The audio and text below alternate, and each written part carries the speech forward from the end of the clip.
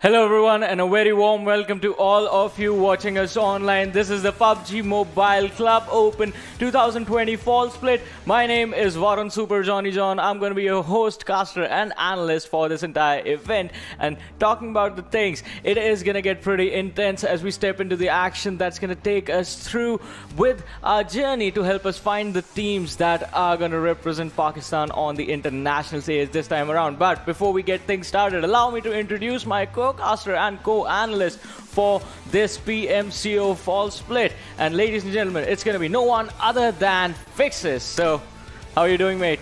Thank you so much, Johnny. And I'm really excited because in the World League, we saw Freestyle making up a really good performance. And I also expect to see some intense PUBG Mobile action. We have heard a lot about the Pakistan region to be very aggressive. And here I am to see if it's true or not. Well, this is going to be a first experience I've had.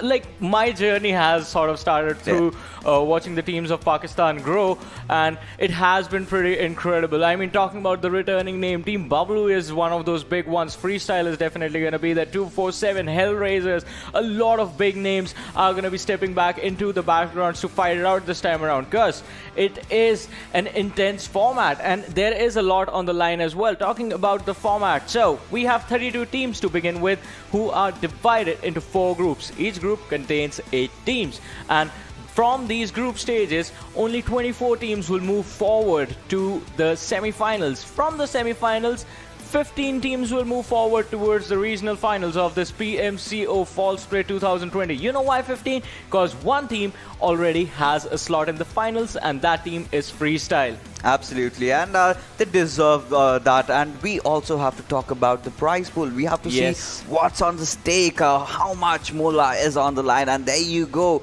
First position gets $2,600. Coming down to the second position, we get $1,600, and for the third position, we have $1,100. And for the first 3 winners, they are going to get a direct slot in the PMPL. Exactly. I mean, look at this. This is where things get interesting, because third position you get $1,100, 4th to 16th position you have $1,100 as well. But only if you finish in the top 3 will you be able to compete in the PMPL Season 2, where the teams are going to be fighting against the invited teams and the teams that qualified from India and South Asian PMCO. So it's going to be an intense ride from there on out. I mean, we remember the last time Pakistan PMCO, the winner got a direct slot to the World League, but not this time. This time there's going to be, let's just call it a midway pit stop, where you will have to fight extra battles. But how do you fight your battles on the points table? Through the points. And the distribution system is, it is a tournament standard now. The first position gets you 20 points, the second position gets you 14, the third gets you 10, the fourth position gets you 8, fifth gets you 7 points, and so on. The points keep on dropping. 11 to 16, you just get 1 point for the placement. And along with them, you get 1 point for every single kill that you secure in game. Absolutely, and now we will be taking a look at the groups, the teams that will be playing. And in Group A, we have HotShotSs, Team PK Virus, Team Xetreme, and Team No Rules. And there are also a few other teams that will be playing in the Group A, and they are in front of your screens right now. 47 Esports, TeamHELLFIRE, riskOP, and Fool Esports. Yeah, an intense lineup coming in Group A, but now it's going to be time to look at Group B as well, where we have TeamOP, we have Golden Star, we have Exterminator, we have TeamHELLFIREs, but 4 more teams are going to be joining these guys in this group as well, and those names are going to be RDX Esports, FALCON, IDL, and ZARAR Esports. So 2 groups are done. Time to move on to group number 3. That's going to be Group C, wherein I think we know it's going to be NextGen Esports, Team Oxy, Team Bablu, Solo Esports. So Group C, right off the bat, seems like the most intense to be in, or I mean, depending on who you are, a group that you might want to avoid as well. But more big names in Group C: TUF, F4 Esports, North Esports, Team HFD. So most of the teams in Group C, we have seen them play in the last PMCO. But now it's time for the last one. Group D: IGen Gaming, Red Esports, SCYTES, 247 Gaming. And the last 4 teams, not just for Group D, but the last 4 teams that we are going to be revealing, they are going to be Portal Esports, Team H2E, HellRaisers, and Team ECSTASYYY. I think Portal Esports is definitely one of the names that I am looking forward to. And alongside Team Bablu, have heard nothing but praises for them being one of the most aggressive teams, not just in the Pakistan region, but also in the entire South Asian region. Yeah, I mean, the way these guys played in the last PMCO Pakistan Spring Split, everyone had their eyes on these guys. But now, looking at the schedule for the day, we have the first match on Erangel, which is going to be starting soon, followed by Sanhok, the second game. Match number 3 is going to be played on Miramar, and match number 4 is going to be played on Vikendi. And as you guys can notice, today we will only be seeing matches being played by the teams from groups A and B. Tomorrow we're going to see the action coming in from group D and C.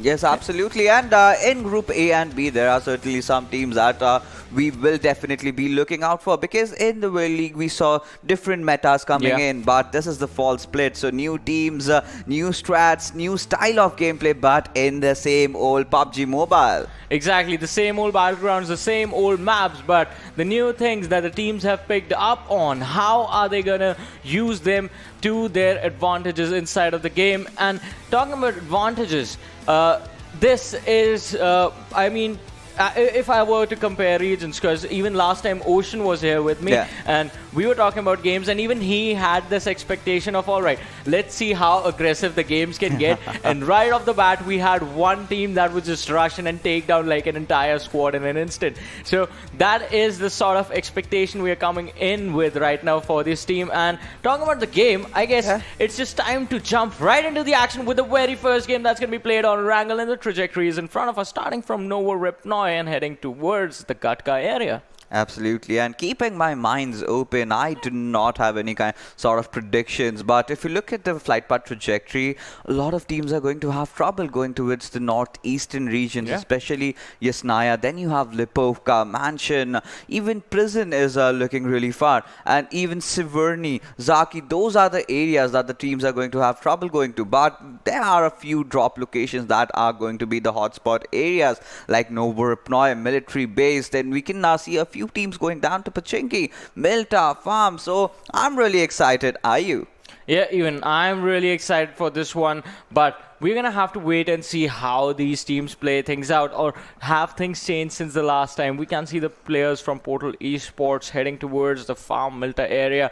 Also an interesting thing, the players from NextGen Esports are the same players that used to play under the banner of Gaming Hub until last time. So that is also going to raise the stakes for the players. Gaming Hub also a pretty big name in the Pakistan circuit. But I guess in a little while we're going to see if the new young players that we are seeing for the first time, are they going to rise up to the challenge and contest the old guards already? So Fixers, let's talk about this. We have the circle in front of us, but if you look over the Pachinki area, we already see like 3-4 teams gliding over there. That's going to create a lot of trouble. Yes, absolutely. That is going to create a lot of trouble, and by the looks of it, they're going to, you know, kind of spread across. They're going to maybe Rozok, a few teams will be going towards the school area. Maybe a few other teams will take those vehicles and go as far as Yasnaya Polyana. But taking a look at the circle, at the zone that has been formed, it's a quite generic circle. We have earlier casted this circle as well. I think it will be ending somewhere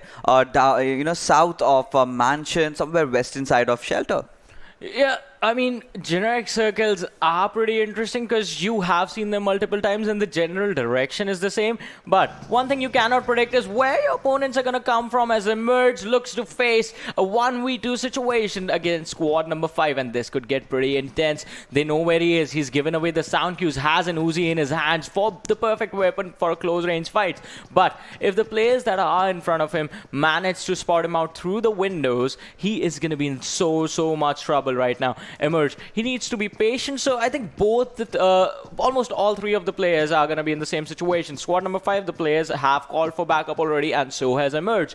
The question now comes down to which team, which backup arrives first. Absolutely, and we will have to see because this is a very early stage of the game, and Arshil does want to make that push in. But we already see Hassan taking down LOL's Hassan and Arshil and his teammates. They are both marching in as Emerge has dropped a smoke. But will he be able to delay things? Will he be able to getting by enough time for his teammates to come in? But that's a flashy maneuver coming out of him, and yes, he's got that good TPP angle, escaping from that house, and he has to get away from here. That's a 1v2 situation. He definitely cannot take that fight on the pen and paper, but if he takes that one good knock, then things might just go in his favor.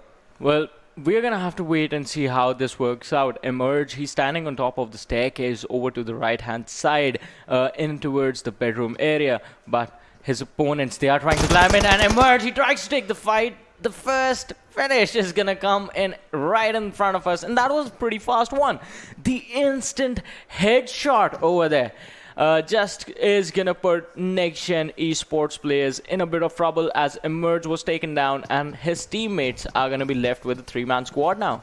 Absolutely, and they will be still looting, and nothing much is really lost for them. It's just an early game. They have to make sure in the later course of the game that they do not have more casualties. Even if they enter the final circle with 3 players, they're good to go. But look at what we see over here. Adele is in here for some revenge, but he is being very clever. He does not just want to push head on, rather he is waiting behind the rock, and now as it looks, he wants to get back to the squad house. He wants to get back into the safety. He's waiting for his teammates perhaps to come in, and maybe then they might just make that push. I mean, these guys need to get away. Adil especially, you need to avoid any sort of engagement right now, because you're sitting at a man disadvantage. It's going to be a 3 versus 4 situation, and if you end up taking an early exit in the very first game, that might just affect the team's momentum. A safer play is going to be to go for the placement points now. Just play a slow-paced game. Just get this one over with. Get as many placement points as you can, and just pick up a few kills here and there while the game goes on.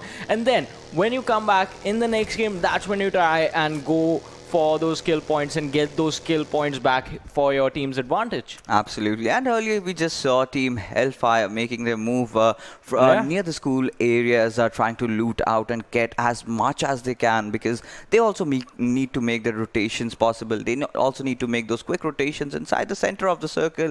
What we have been seeing so far is all the teams they tend to loot and they just go and sit dead smack in the center and wait for the circle to shrink in. But that's when the magic kicks in. You never know where the circle is going to go. A circle just might throw a curveball at you and just might go to some extreme ends. So you have to be prepared for absolutely everything. But taking a look at the map right now, we see the center area being vacant. So it will be occupied in the later stages. But there has already a fight that has begun in the Western Georgia Paul City. Yeah, already a fight starting between the players of North Esports, and I think the squad they're going up against, squad number 10, they have to be careful, alright? Because a couple of seconds ago we did get to see the minimap, and if you had noticed, the players from TUF, they were nearby as well, but Ayan, he's going to get a knock for his own team. Sensei, he's out on the flanks, he's trying to find an opening to go in and take down at least one member from the players of squad 10, but even he goes down, caught off guard by Bauer, and that is a troublesome situation if you are the players of NEAS, North Esports, because now you're 2 men down, only 2 players surviving. Have to find a way to go for the revives on the players that are basically just cut off from any sort of support. Like, look at this. Amer, he has the cover. Hamza is going to be taken down as well, and Amer is going to be the only man standing. Could we be seeing the very first squad wipe right in front of us, as Varkas, he's going in for the charge and has the AK in his hand, goes for the drop shot, is going to be dropped down on the ground, but from the distance, the player of TUF just confirming the kill, and now they are dropping down the pain basically on squad number 10. So you see a classic backstab happening over here by the members of Team TUF. Edgar, this time he's holding the hell area. I think he dropped off at the hospital compounds, and then he just made his move. He heard those gunshots and he was like, let's just take advantage of this particular situation, and that is exactly what they did. And they got what they wanted, what they came in here for. They got 3 kills right out of the bat, and that is really surprising, and now they are going to make a move inside the circle. Yeah, 3 kills, and one of them was the finisher on the players of North Esports. But now we're gonna have to see how the players of TUF react. I mean, that third party, it was pretty incredible. But you know what? It would have been more incredible had they had this weapon that we are getting in the very first airdrop. It's the AWM, along with the level 3 kit and the tactical stock also coming into play over there. But now, moving forward, looking at the players of F4, they are making their rotation in towards the center of the circle right now, and we're gonna have to see, are they gonna get there safe and sound, or is their rotation gonna be in some bit of trouble? Because right now they are just moving from the right hand side, from the eastern side of Pochinki. They are heading north towards the Rosox School area, but that's where majority of the teams are already holding up. Yes, absolutely. And Team F4, this is also a team that we have heard a lot of praises about. But look, by the looks of the circle, we are gonna see where the circle is going to take a shrink and which area is going to be favored by all these teams. And by the looks of it, it's a certain shift, and the farm area is wide open for all the teams. So Team IDL is definitely going to have a good time getting inside the center of the circle, trying to take control of that farm area and wait for the other teams. We will have to see, but there is already a fight that has broken down. Daniel taking a spray down at members of TUF, Thor, but by the looks of it, he's managed to escape. Yeah, he has somehow managed to escape, but they're gonna have to find out a better way to confirm the kills for themselves. Alright, another interesting thing. When I was introduced to my sort of initial experience in Pakistan, Zameen was one of the lads who used to play for Bablu at that time, and Bablu since then on out has been really dominant squad. But now the rosters have changed a bit. TUF, last time they were pretty strong, but now Zameen joining the squad, we have to see how much that impacts this team's performance. On the other side, XTC F5, they are looking to catch some players off guard, but right now they are in a really comfortable position, have the high ground for themselves. Or over on the far eastern side of Pochinki, there aren't any teams close to them, so they're gonna have to just wait and see if the circle moves in their general direction. But for now, we have another fight happening right in front of us. A rotation being cut off by the players of squad number 7, and Barca with that DP spray, just some damage connecting on the player from Ecstasy. Absolutely, and he will just have to, control himself over there, because the enemy has long far been gone over there. And for the teams now, they are trying to play it a bit slow because it's the first game. But as the game progresses, after the 4th circle, we might get to witness a lot of action coming in. But talking about how the circle has really shaped around, we've got a lot of compounds around the farm area where the teams can actually look towards capitalizing. And there you go, 247 Gaming. This is also one of the teams that we are looking out for, and we will have to see as to how their players perform in this particular game. And getting the chicken dinner right off the bat in the first game is a huge momentum boost for all the teams that will secure the dinner. But taking a look at how teams are positioned right now, we can see Team PES taking a move from the northern side. Team XT is taking a move from the eastern side, so everyone kind of wants to be inside the circle, have a good position, but we will have to see as to where the next shift is going. Imagine, Johnny, the circle trying to throw a curveball goes towards the southern side. I mean, if you're a spectator, you would actually love to see that happen. But if you're a player in this matchup right now, that's going to be the worst thing that can happen to you, because almost all the teams are clustered towards the farm Milta area. And at this point, if the circle moves south, only teams like IDL, who already have control of the Noor-Epnoy bridge, as you can see on the map, are going to be in the advantage. Rest everyone else is going to have to find a way to swim it out. But now, Naeem, he spots out the players of PES, and once again, the players of XTC. I like this. These guys are taking it really slow. They are being patient. They're waiting for the zone to actually make the shift, and then they are gonna then they are planning to rotate. For now, they know they're in a really good situation. They want to hold out, and I don't think they can hold out anymore as the circle. But like, there's the curveball you were asking for, mate. I mean, what an incredible start to the PMCO flawless split in this particular region. The first circle ends up at the bridge area. So few teams definitely do have the advantage, and the team that will be, you know, with those happy faces is definitely going to be Team IDL, because they've got no one behind their backs. They just have to focus on teams who are in front. They've got a good rich cover, but Team XT can be very deadly for them. Yeah, it can be really, really deadly, but look at this. So this is what I like. Look at the cluster that's formed up on the No Repnoy Ridge. That means we can have a lot more fights happening, and we can already hear the gunshots, as I think it is going to be a really, really difficult situation, especially for the team that I just said had the advantage right now. F4, they have spotted out a few of the lads. Rahman, he was really, really low, but somehow managed to heal up, and now 247. Another returning team from the last PMCO. Lucky, he is taking some tick damage from the shots that are coming in from his right-hand side, but still somehow manages to survive. We will have to see. 247. They've got a lot of stakes on the line. They've had a good compound so far. They're holding on. They're taking a few damage, but they will eventually heal up. So nothing really too much to worry about. But Fuzzy, on the other hand, takes a dig at Portal Esports Reaper. But what do we see? 47. Apex Hassan throwing a grenade down on south towards his opponents. And we will have to see this fight breaking down between Team 47 and Team Hell.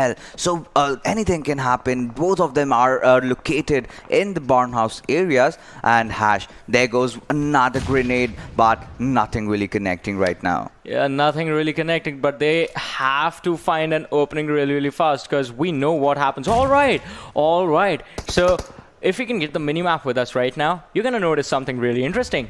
GS, look at the military island. Only one team has actually found a way over there. And no matter where the bridge actually goes from here, GS, they are going to be in a really comfortable position, because they are going to be fighting in one single direction. That's going to be in front of them. But TUF Edgar with one nade is going to drop a couple of more players and goes on a domination. The Glad has 5 kills right now, and I think his team is going to be pretty happy. TUF, they are doing really well for now, have confirmed a lot of kills. I mean, starting all the way from George Bull City, coming in towards this No Repnoy fight, and they were playing the edge right now. So they're going to have to move and take control of the center, and we know what's happening in the center.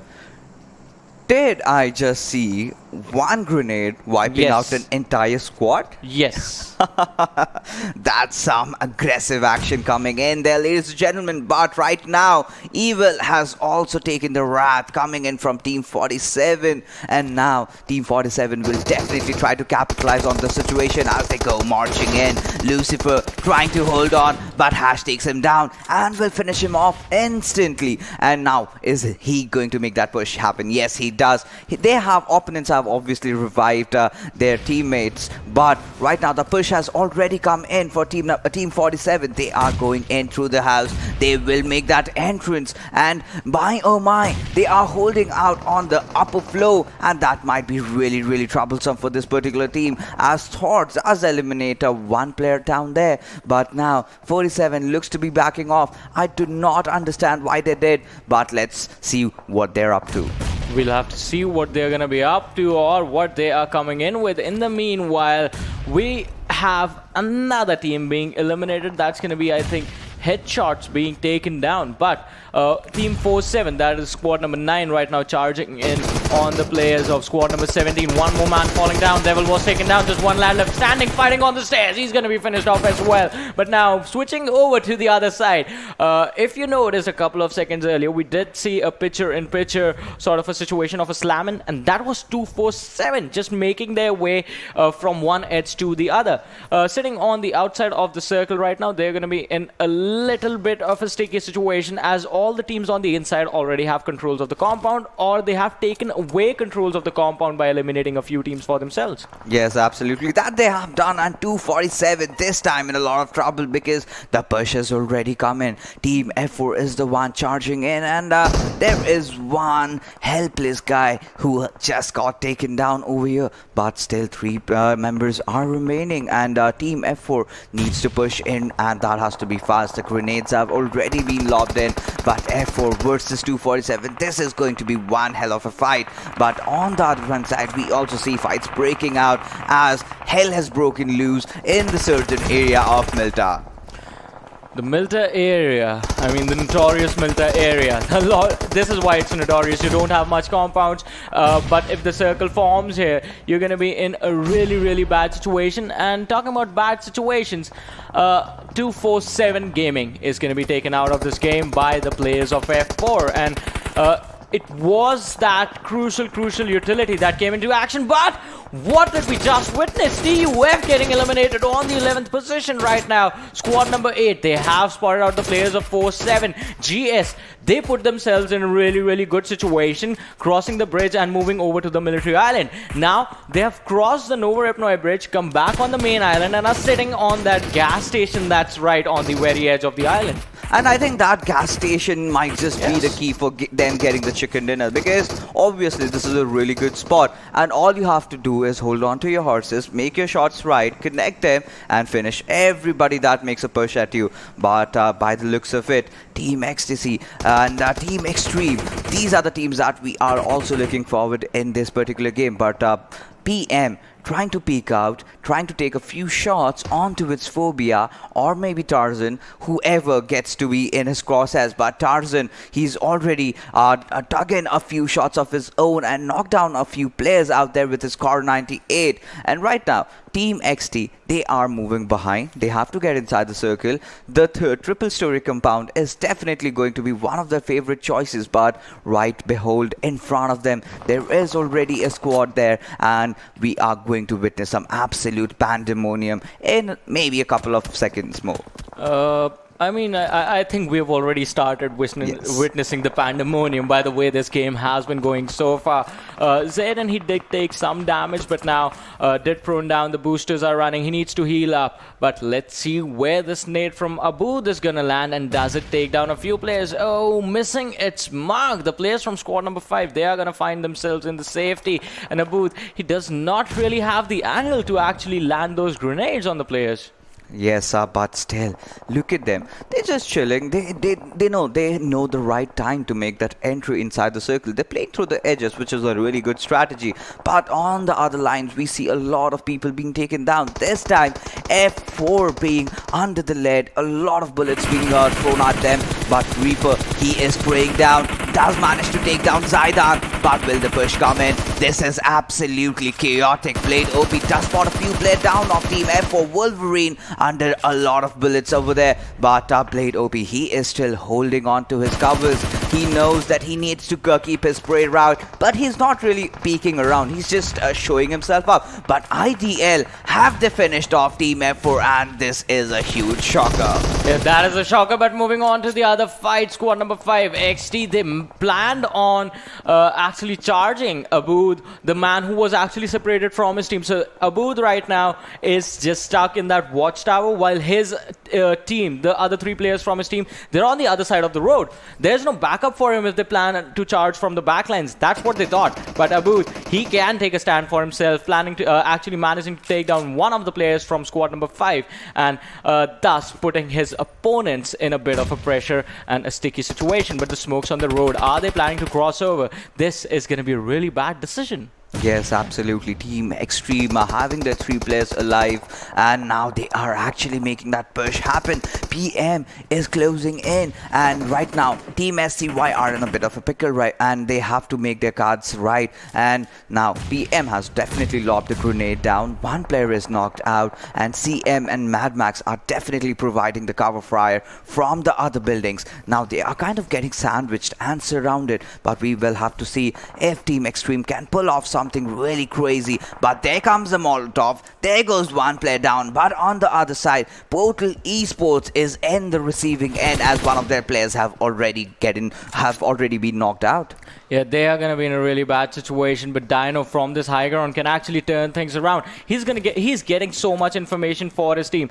The bad thing is going to be for them that they are really, really far away from the circle. Ghost trying to take the fight against PN. He is charging in. His teammates are right behind him. PN, he's going to be in a bad situation. The nade being cooked by Ghost. There's the gap in the wall that he needs to sort of land the grenade through. He does that perfectly. PN is going to be taken down, and that is squad number 5. XT losing another player, and another one goes down as CW is going to be the last man surviving for his team. Yes, absolutely. He will be, but now he has to do something about it, because if he does not, he is also going to meet his teammates very soon. But Team Xetreme, there you go. They have been taken down. A very good resilience hold coming in there from Tarzan. That one grenade. So we are definitely seeing a lot of grenades being lobbed in, and a lot of players are using that, and it's a really good thing. There goes another grenade. Oreo this time taking a kill on GS's AK.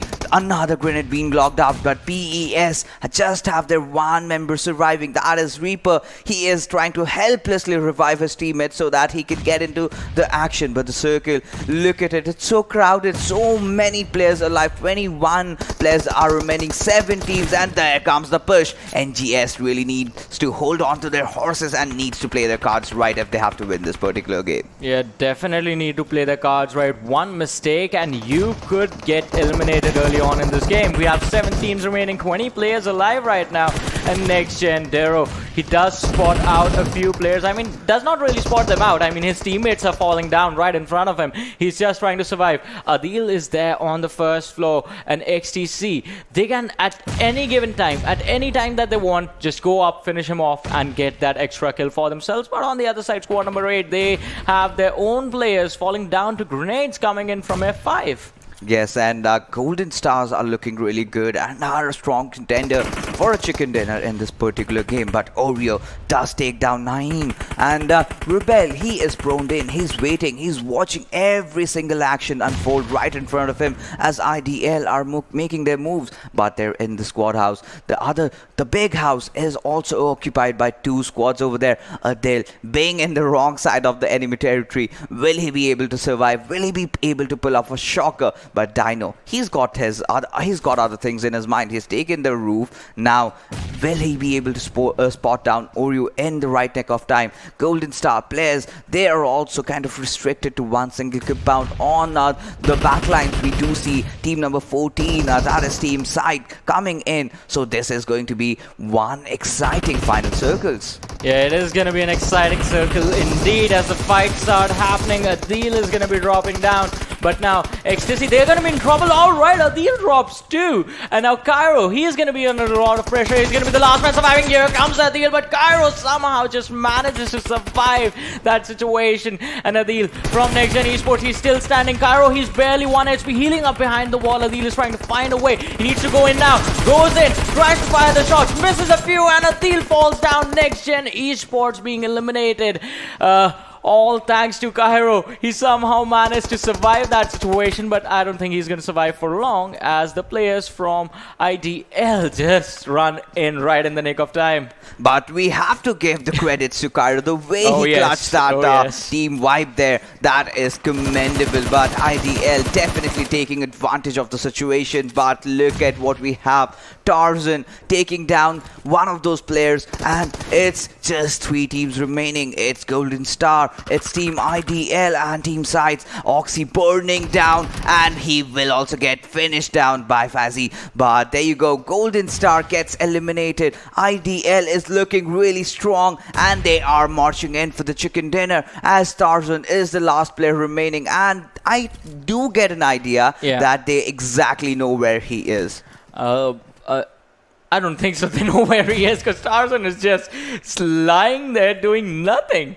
Look at this. They're going to have to find a way to figure out where the last remaining player of this game is. I think he's just one with the nature. He's literally one with the nature right now. He knows where his opponents are, so he knows where he wants to look, but he's just lying on the floor and he knows that he should not get up.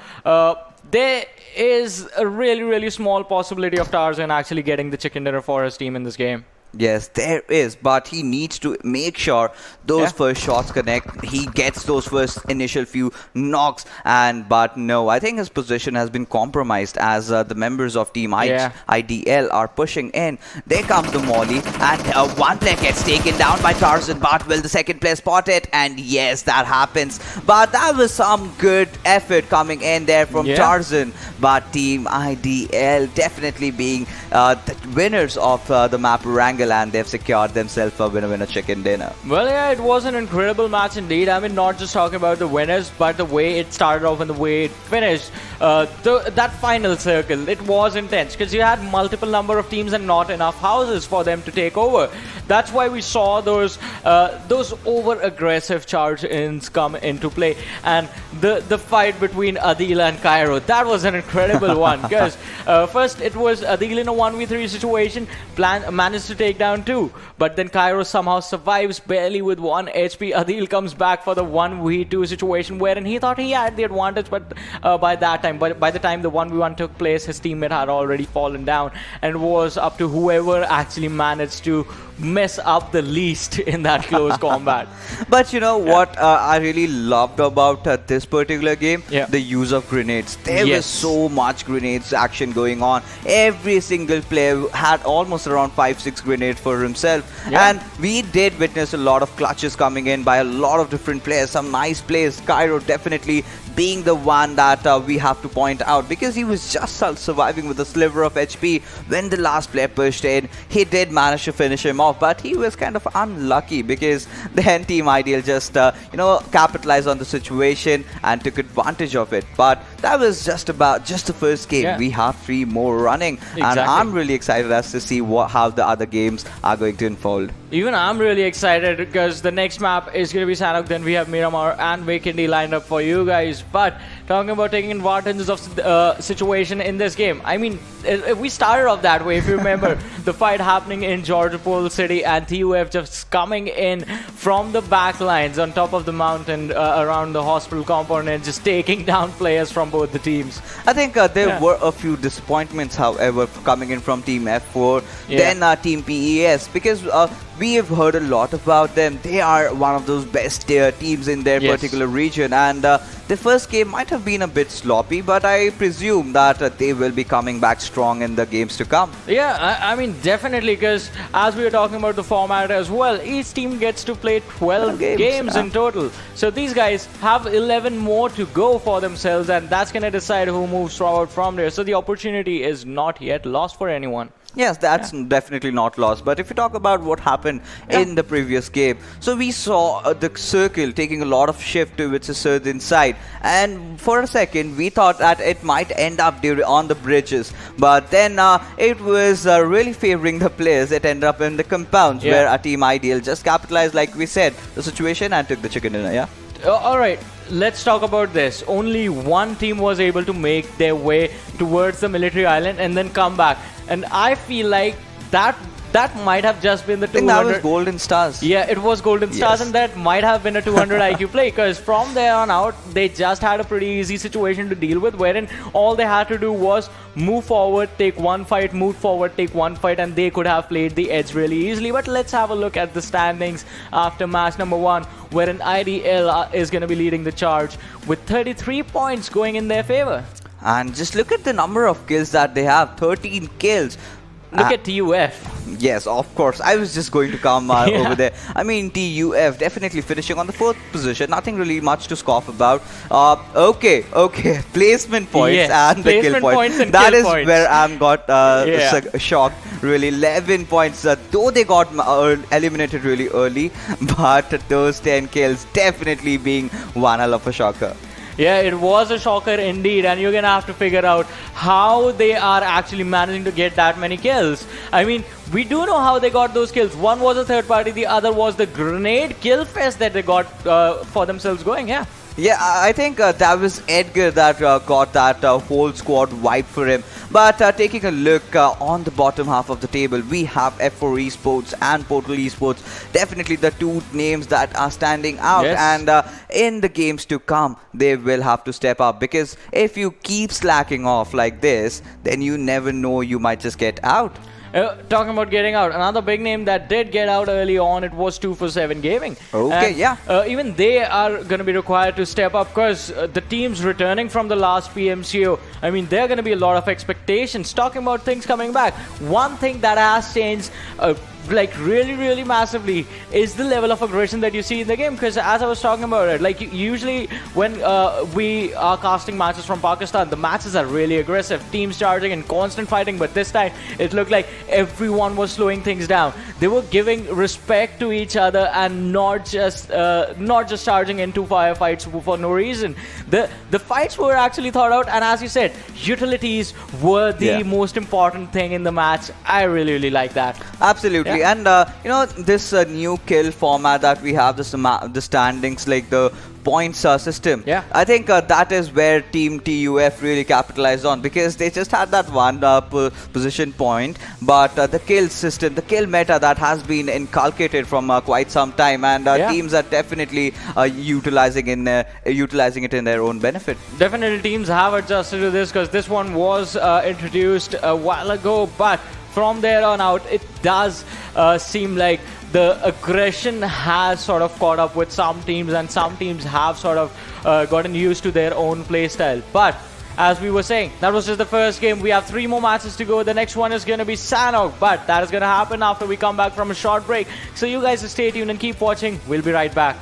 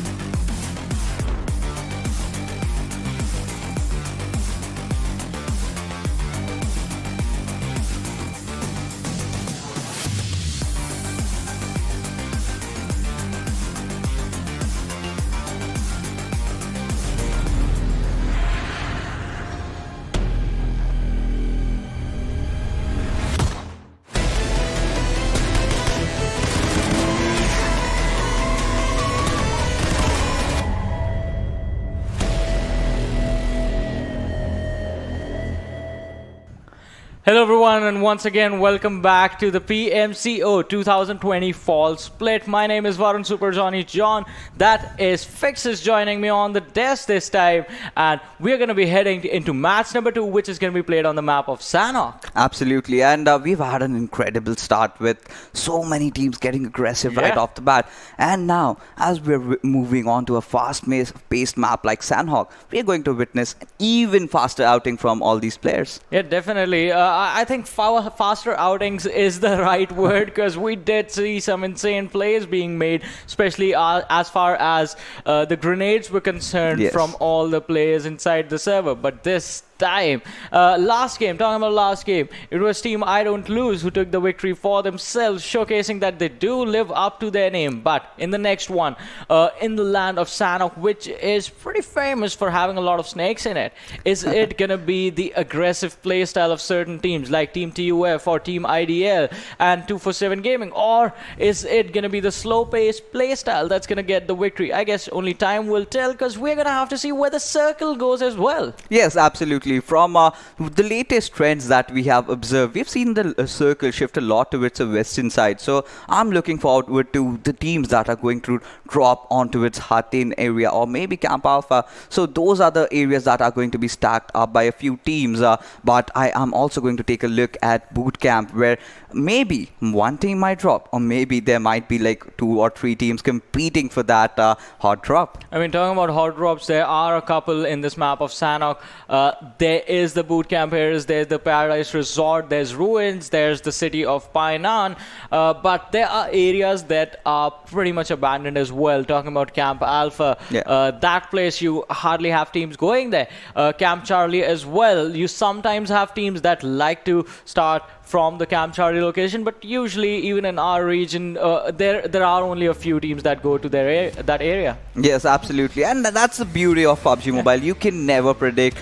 It varies region to region, so a lot of teams might go for those outerward areas, maybe going towards Sami. Maybe we might see a few teams dropping off at Bhan, because you've got that amazing hill cover out there for you. So a lot of teams have a lot of different strats in their mind. I just have to see which team is going to execute what. And during those rotations, in those final circles, a lot of teams have to be pushing inside, trying to get to the circle, trying to hold a good area of advantage for themselves. And you need to really take your shots very carefully, because if you're fighting with another team, and you might get backstabbed or third party really easily. Exactly. That's what costed a couple of teams in the Georgia Pool City the match in the very first game. But you have to be extra careful of those third parties in Sanhok, just because the map is really small, everyone is really close to each other. Every single time you take a fight, you're giving out sound cues to every single team that's around you, and in this map, that is something that causes a lot of trouble. So basically one person from every single team is sort of dedicated just to keep an eye on the backline and see that the backstabs aren't coming in from anywhere, and the team stays safe and focused on the fight up ahead. Yes, absolutely. That, and there was a few, shortcomings there from the teams that we observed in Erangel. Okay, grenading was on point, but I expected to see more of those smoke grenades coming out, more of the utility usage, because, a lot of teams tend to do that to confuse their enemies off their positions, or maybe trying to go in for the res, because that is what we saw in the fight where Team PES was literally clobbered down to one side, and had they used their smokes right, maybe they would have survived, but that was certainly not the case, and they got taken down. Yeah, exactly. Smokes are going to be pretty important. I mean, the damaging utility is important if you just want to go for the kills. But smokes, they help you survive. They help you create openings for your team and just manipulate a certain situation towards your advantage. So just slow down the pace of a fight a little bit and try and think of ways that lead to your team having the advantage in the fight and the overall situation. Because there's one thing that I like to say: never fight the opponent on even grounds. Always only fight when you have the upper hand. Yes, that is certainly sure. And you also need to make sure that you've got no one lurking around you. Maybe no one looking at you while you're taking those fights. Because if you mess up your covers, then you are definitely going down. And that certainly happens a lot in Sanhok. Because in the map of Sanhok, you do not tend to get a lot of utilities like you get in Erangel or Miramar or say Vikendi. So we will have to see, as how their gun skills are in this particular map when they are trying to make the rotations in, how quickly they're able to spot down their enemies and take them down. Definitely, that is also going to be a troublesome situation. But talking about holding flanks, I mean, the one of the iconic moments from the last game, it's going to be the fight between Abood and the players of XT, wherein Abood was trying to lurk and catch some of the players off guard. He got spotted out, had 3 players charge in on his face, and he did somehow manage to survive, take down one of the opposing players, and then fall back along with his teammates. So if a player can execute a play like that, you have to be really careful of those guys. Yeah, that is certainly one thing that I really loved, because all these players do know the riches, they do know the map, they do know how to move around the compounds, how to escape from it without even your enemy knowing that. But you need to know in Sanhok things are going to be different. There are a lot less compounds. You need to have that high ground advantage for yourself, have those rocks for your covers. We had seen during the World League a lot of teams are utilizing the pickup truck for the covers. So we'll have to see are the teams going to take those vehicles in handy, or are they just going to go straight in? I mean, it's Sanhok, so the terrain in itself is pretty much enough to provide you with all the cover that you can need. In the worst situation, what most people we have seen do is just lie on the ground. There's just too much grass on this land. And talking about that, terrain does impact your play as well. So you need to, as Fixers was pointing it out, you need to know the terrain that you're fighting on. You need to know which part of the map you are, how the ridges are mapped out over that area, so you can plan out a situation as to how you're going to move in a fight and sort of create an opening. But in a matter of seconds, we are gonna have the game in front of us, and when I say a matter of seconds, I mean right now. So let's have a look at the trajectory of the plane, and it's gonna start between the Camp Alpha Island and the Ruins Island and go on all the way towards Cow. Yes, that definitely is, and we know this is a 4x4 map, so you're not going to have any kind of trouble getting to any desired drop location that you want to. So we see Team PES already dropping down, maybe towards at Camp Alpha. We have Team XT going down south towards Sammy, but Boot Camp is the area that I'm gonna look out for. And by the areas, we also are gonna look out for a lot of different varieties of snakes that will be crawling in the later stage of the game.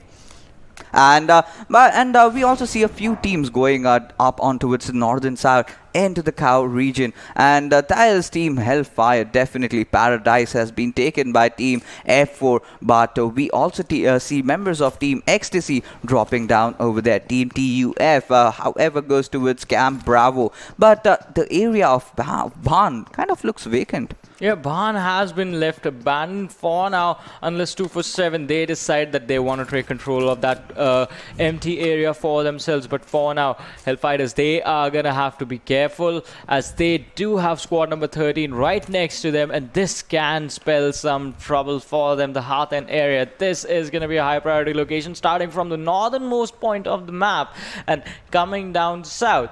I think this has to be a tricky situation for both these teams, but we do see Supreme. He's slowly and steadily moving in the direction of his opponents, while his teammates, they try to find a flanking position on the from the southern side. Yes, that they are, and Hatin we know is a very iconic drop location in the map of Sanhok, as BTR loves to take this position for themselves. Supreme does have a basic amount of loot, has those few guns in for himself, but he needs those utilities, those first aids, those smokes, so that he can get inside the circle. By the looks of the circle, we can see a northern circle over here. We'll just have to see where it exactly ends. Does it go towards the western side, or does it stick to the center?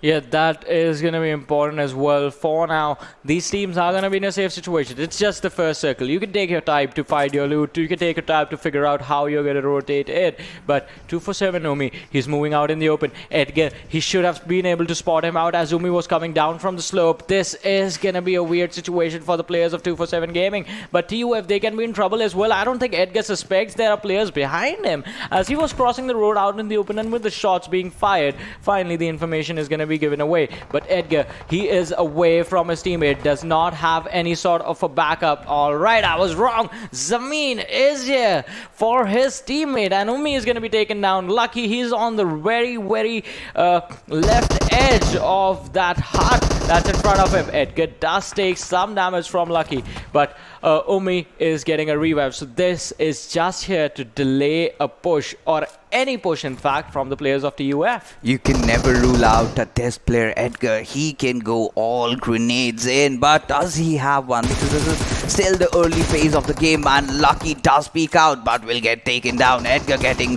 that good knock, but no, he gets traded off, and 47 Hash does take Phobia of Team SCYTES. But there you go, Team TUF, will they be able to come in for their teammate who is already bleeding out? And one of those players from Team 247 had been taken down earlier but has now been given the res up. Venom really proning in right in the start of the game, trying to spot players out of Team 247, but there you go, Edgar goes down. But TUF, last game they had a good run, they had 10 kills for the belt, they were eliminated early. Had they kept their position right, they might have ended up in a better position.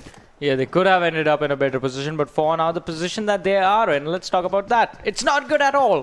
One lad being taken down, the others just a little bit too far behind. And what are the players from 4-7 doing? They're just standing on top of the containers. I think they were dividing the loot amongst themselves. That's good. That's good. Need to share stuff with teammates.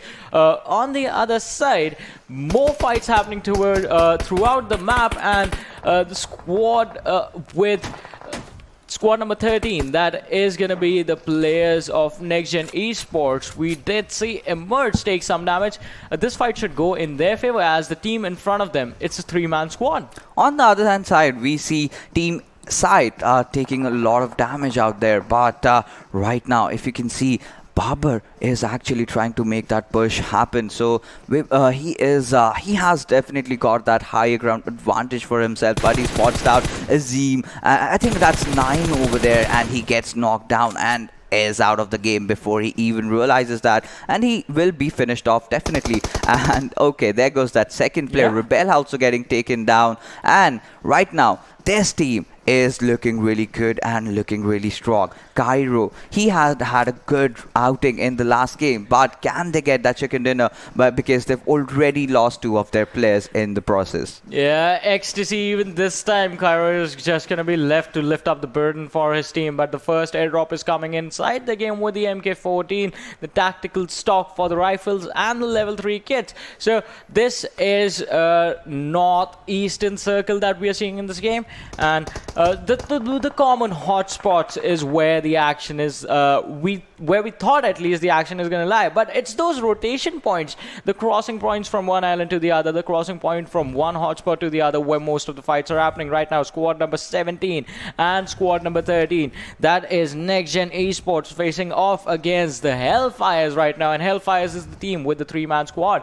They did actually manage to spot out, or should I say catch off guard, the players of NextGen, but it seems like that was a trap. Vikendi drops down, one is going to be instantly traded, and that just evens out the numbers. But the good thing is for the squad of HellFires, because the other players from NextGen Esports, they were on the other side of the mountain. Yes, they were, but right now we can see Wukas trying to go all in aggressive. The grenades come in, but that does not do any damage as the fight has broken down between Team SNX, and Phobia will be taking down one of the players of Team XNS, and Phobia is going in for the grenade. The Molotov in fact has been tossed in, and he has to spot players on his right side. He falls down, but no, he does not get taken out, and the push comes in, but he is lobbing a grenade again. This one good grenade can get themselves that second knock that they were looking forward to. But Phobia taking down one more player, and here comes the push. Phobia getting shredded off,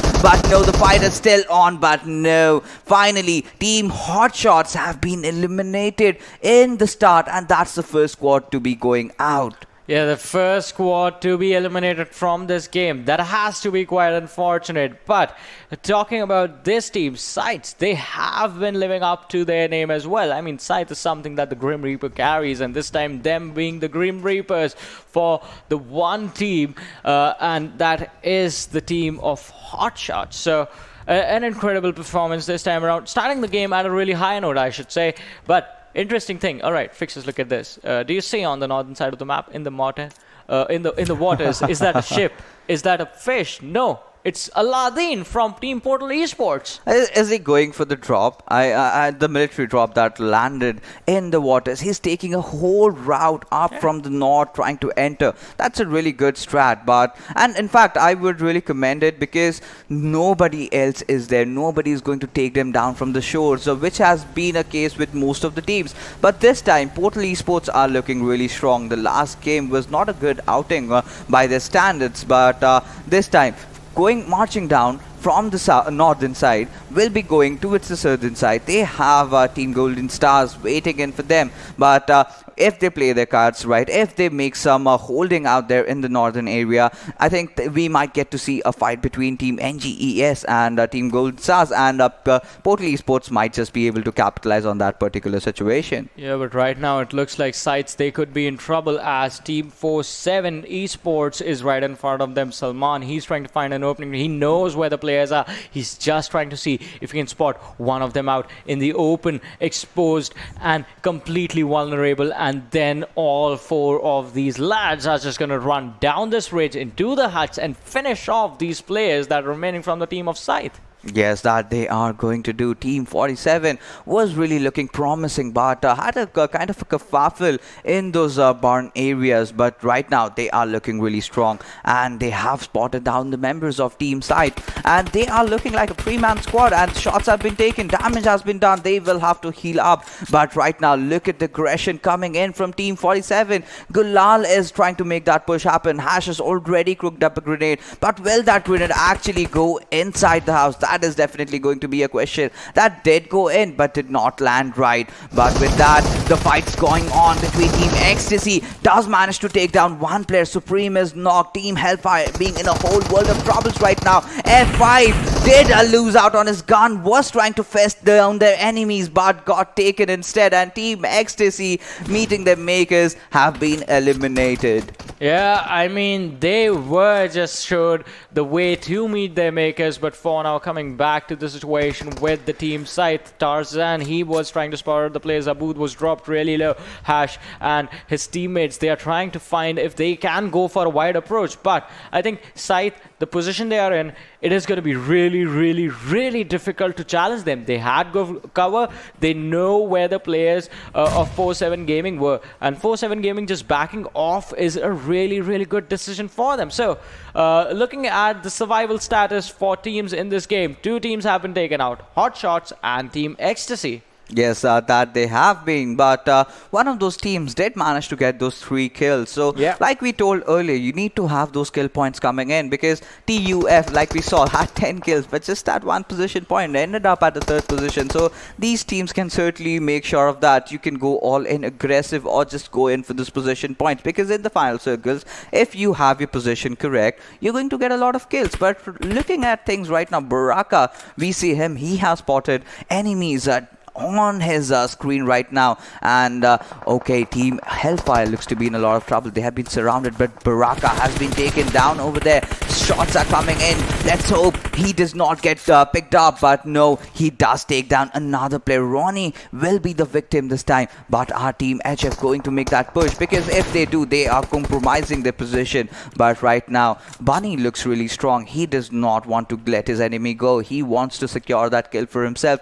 1 point is absolutely crucial for Team Hellfire, who have already gotten 2 kills to their belts. Yeah, 1 more point along with the 2 kills that are coming in, and if they can actually plan on, if they can somehow figure out a way to bait out the rest of the players from no rules, they can get their points as well. But 4-7 Hash, he's going to be caught off guard as he goes on to face the players from North Esports. Right in front of him, has a couple of knocks. The kills are just available, but the nade being thrown is just going to help him confirm those easily for himself. They are charging in, and there goes the nade. Boom!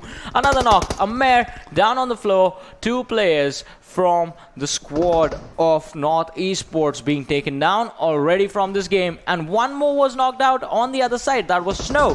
Hamzo is once again the last man surviving for his team.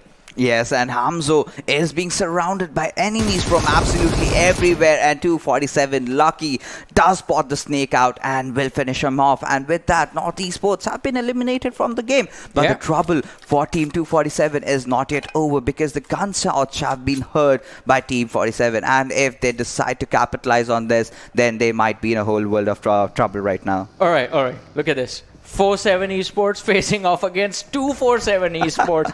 I would love to see that this time around, and that might just happen. But we'll have to see if squad number 20, that is Team Hellfire, that you can see on the map, is on the northern side of both these teams. Do they have something to say against this or not? Are they going to let these two teams fight it out and then go for the third party? Because that fight, like, there is a cluster of 4 teams in there, and a fight can break down at any moment. But you know what's even more interesting? If you look at Paradise Resort, we do see the players of F4 Esports over there, and they've been there since if I remember correctly, for the last 5 minutes. Yes, since the inception itself, you can say. And they've not had the chance to move, and they don't need to. You have a very good position for yourself. We've got very good loot. You just have to wait and wait for the circle. But by the circle's shift, we can look at Team TUF having a very promising position for themselves. But Team NGES might come in from the northern side. But looking at Portal Esports, they've made a very good maneuver coming in this time from the eastern sides. They've got all their shores clear, and right now Gulal has spotted down Escobar. Just a matter of seconds before he takes a shot, but no, this time Silman will be the one who is going to eliminate him. And Team 47 has already been on a very aggressive roll, and the grenades have already been cooked in. Salman going in for the second knock, finishing off Escobar as well. Team Bunny, this guy is going to be in a lot of trouble right now, as 47 makes their push in, as all the players are going marching in. Hash has been knocked down, but Supreme, he is trying to blow the lead out. But right now, Team 47 have to prioritize their player. They have to give that revive on towards Hash, and they have certainly succeeded in doing so. And Hassan has been taken down. This is trouble in paradise for Team 47. Salman does try to spray things down, but Bunny still holding the TPP angle, but Bunny will finally take Salman in the process. Yes, Salman has fallen down, but Bunny was quite low, and Hash takes advantage of the situation, just finishing off Team Hellfire in this game. Down to 12 teams, 41 players alive, but 4-7, even they were so close to losing 2 players. That was a super aggressive charge in from Salman. He should have waited for his teammates. Yes, he certainly should have, but you know, Team 47, they are looking so strong right now in this map. Already have wiped almost 2 squads, and now they've got a very good position in the circle. They can also have a better hold because they're playing on the edges, and they can just let all the teams come in down on the center area, and all they have to do is have a good high ground, have some good covers, and just spray down their enemies. But Team Portal Esports, this is the team that we have been looking out for, has spotted their enemies, and any moment we can see a fight breaking down there as well. Yeah, the fight can break down, but Portal Esports, they need to be really careful. 247 Gaming, they will have the high ground advantage. Umi does spot out Aladdin from the side of Portal Esports, but Aladdin just managing to rotate without me even noticing as he went for the reload. That was smart. Absolutely, that definitely was.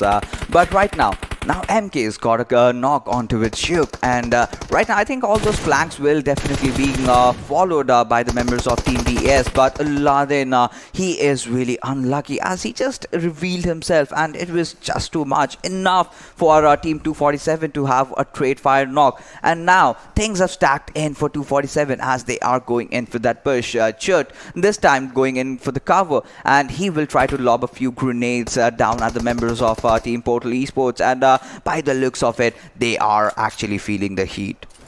Yeah, the heat is definitely going to be felt as Jut. He has the vector but takes a nade to his feet as Blade Flip. The accuracy was pretty incredible at Ummi. He's not calming down. Takes down Aladdin once again, just reducing the numbers of Portal Esports and bringing them down in comparison to his own team. 247 Gaming, he's heading for his teammates. Need to go for the revive right now. Ummi with the nade can actually cause some trouble, can create a lot of havoc. Aladdin, how many times can you get back on on your feet. Need to go for the fight and need to go for the fight right now. Blade OP with the nade in his hands can actually finish off Jut on the other side, who you can see has still not been revived. Yes, he still hasn't been revived because they do acknowledge the fact that Aladdin is right in front of them, and Blade OP, being the grenadier, will take Jut down with his grenade. But right now, Umi does take down Aladdin in the process, does spot the second man out there, and this is a perfect opportunity for 247 to make that push happen, as Lucky takes down MK in the process. And there comes the push as all the players are marching down. They've got the cover fire coming in, the smokes have been deployed, but are these smokes going to be enough, as Aladdin has already been picked off and he's been finished down. Blade OP does understand the gravity of the situation, as he knows has an MK14, can do wonders with this weapon, but the flank from Team 247 is already in process, as Lucky and his teammates have kind of surrounded the members of Team Portal Esports, and they're in a whole world of trouble right now. Yeah, they are in a whole world of trouble. Portal Esports versus 247 Gaming. This fight has been sort of forced upon both these teams. Blade OP, he drops another one from his opponents. 247 Gaming was taken down. Lucky is going to be surviving. Umi, he has a really good flanking position, but on the other side, F4 Rahman, he is in a fight for his own, as Ecstasy, the players of Ecstasy, are charging in against the lads. Lucky, he falls back right behind the hut, goes for the revive on Gaming, and he shall be on his feet again, as 247.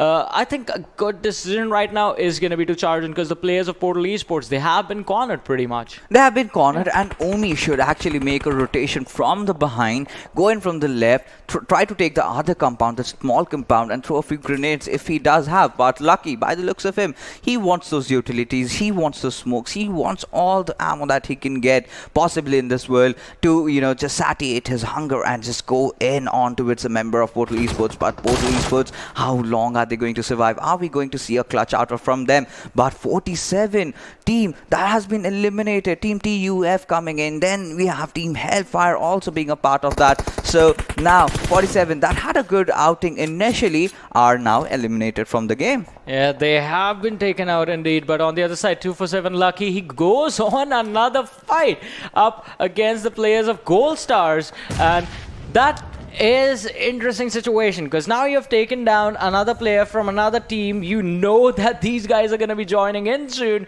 and you need to finish off this situation in front of you as fast as you can before you look to take down the players of Gold Stars in the future. But Portal Esports, Blade and his teammate Reaper still managing to hold down the three players surrounding them. Both their health bars knocking down slowly and steadily. But Umi goes for a gunfight through the window and drops down Reaper. Blade is going to be the last man surviving. Lucky goes for the finish, and now the charge-in comes in as Portal Esports takes an exit from this game on the 9th position. And Team 247 executing their strats to perfection. But right now, Team TUF does certainly have the advantage over here. They've got all the players in. Just that one player, Edgar, getting eliminated in the early game. But right now, as we take a look at the 5th circle, it's somehow favored onto its northeastern side. And this time, Team IDL again having the blessings of the circle. Members of Team Ecstasy have been spotted down, and Thor, he is marching in. He does have a good cover, but I don't think CM will want to peek out. There is yet another squad right onto its left side of Team TUF, and now they have to decide which path exactly that they have to choose to get inside the circle. But there is trouble coming in from behind. Coffin and his teammates have already marched in. Now TUF can get sandwich at any point of the moment. Yeah, but TUF Zameen, with the nade being thrown, is going to try and take on the players of squad number 17. That is the HellFires. They are charging in. Zameen is going to be taken down, and two players, they are there for the support, but Venom and Thor, they can be caught off guard, and exactly that happens as Venom is going to be dropped down by the HellFires. Charging in, the blue zone is also pushing in. XPN is going to be spotted out by Thor, but he needs to get out from behind the cover and takes a lot of damage in that trade, as PN, just in the nick of time, was able to step behind a tree and somehow survive. But this is just madness, as players are going to start dropping out of nowhere, and XT, they are taking really good advantage of the fact that one of their players was inside the zone, one was playing the edge, and CM, he is still surviving for his team. That is is Team Xetreme. So many players have been eliminated. So many teams have been eliminated over here. But Team CM does spot down a member of Team IDL, and he will be taking him down as well. Dino has to go in there for the revive, but Team CM, he's the last member surviving. He has to get inside the circle. The circle's gonna come in any time right now. But Dino, he has to be very careful. He is playing just alone, just by himself, as his other teammates have already been taken down. 247 Gaming looking really strong, but Lucky has been taken down by Dino. 247 Gaming is spotting down, but Dino will take him down as well, as he's got 2 knocks already as he goes in for those kills. Will definitely secure it for himself, but gets spotted down by Umi and gets taken down. Yeah, another exit coming in, and that's the team that got the chicken dinner in the first game. This time, let's see how their points fare up after we get the game standings in our hand. But 247 Gaming, they're still managing to survive.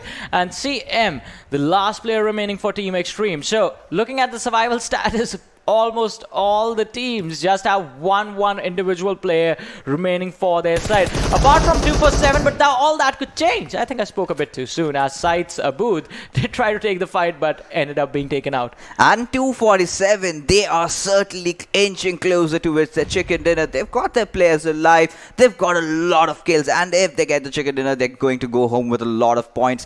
3 teams just remain, 5 players being alive. This looks really promising for Team 247, as they've got their 3 players in, and the other 2 are just solo survivors. And right now, members of Team Goldstar really having the possession points for themselves in this game and in the previous game that we also got to witness. Yeah. But right now, CM, we just definitely have to give all the ups to him, because he was the last player surviving. He was outside the circle. Somehow he managed to make it into the top 3, be it alone. But as long as you have those position points for you, there's nothing really much to scoff about. Yeah, there's nothing you can scoff about. Already finishing in the top 3, I think that has to be a good enough position for both all 3 of these teams. 247, they will definitely have a massive advantage, since they have 3 players and they have the high ground for themselves. Gold Stars Cobra out in the open, outside the zone. The players know where he is, since he's been throwing those nades for the past couple of minutes now. I think he has given away a lot of more information than he should have. Look at this. Look at CW. He's just standing. He's just holding his ground. He's not even firing those shots. Umi's still trying to figure out where the other players are.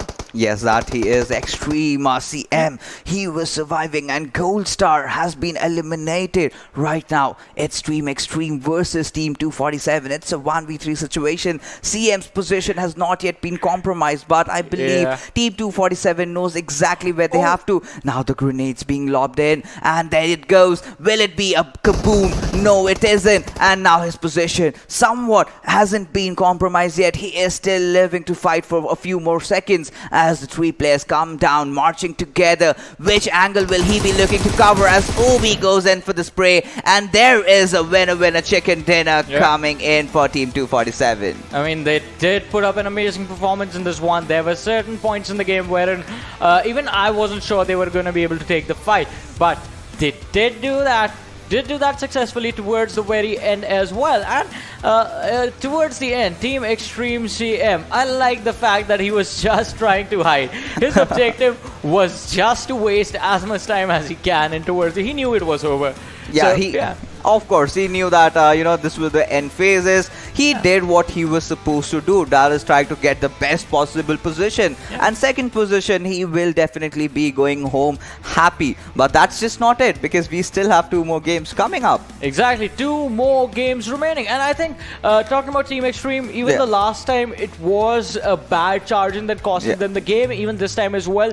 The good thing for them is they somehow managed to keep 1 player surviving towards the end. And that's how they're getting those points. But we did see a couple of switch rounds in this one, wherein Team IDL, that is I Don't Lose, was taken down early on. TUF was taken down with a very few kills as well. Yes, Team PUBG Esports also being on the disappointing side, and Team F4 as well. But taking a look at the MVP of this particular game has to be Team 247's Lucky.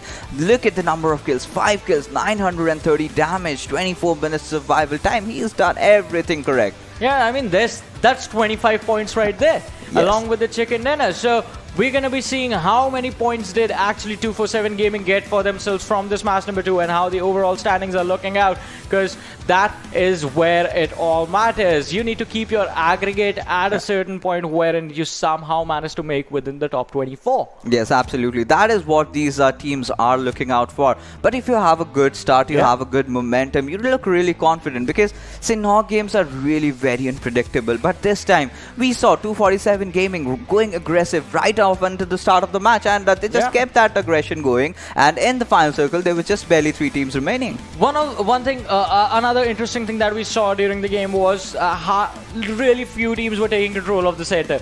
Majority of them were trying to play the edge, and that's why the game was a little bit more slow-paced than expected. But standings in front of a 247 Gaming getting 33 points from this game.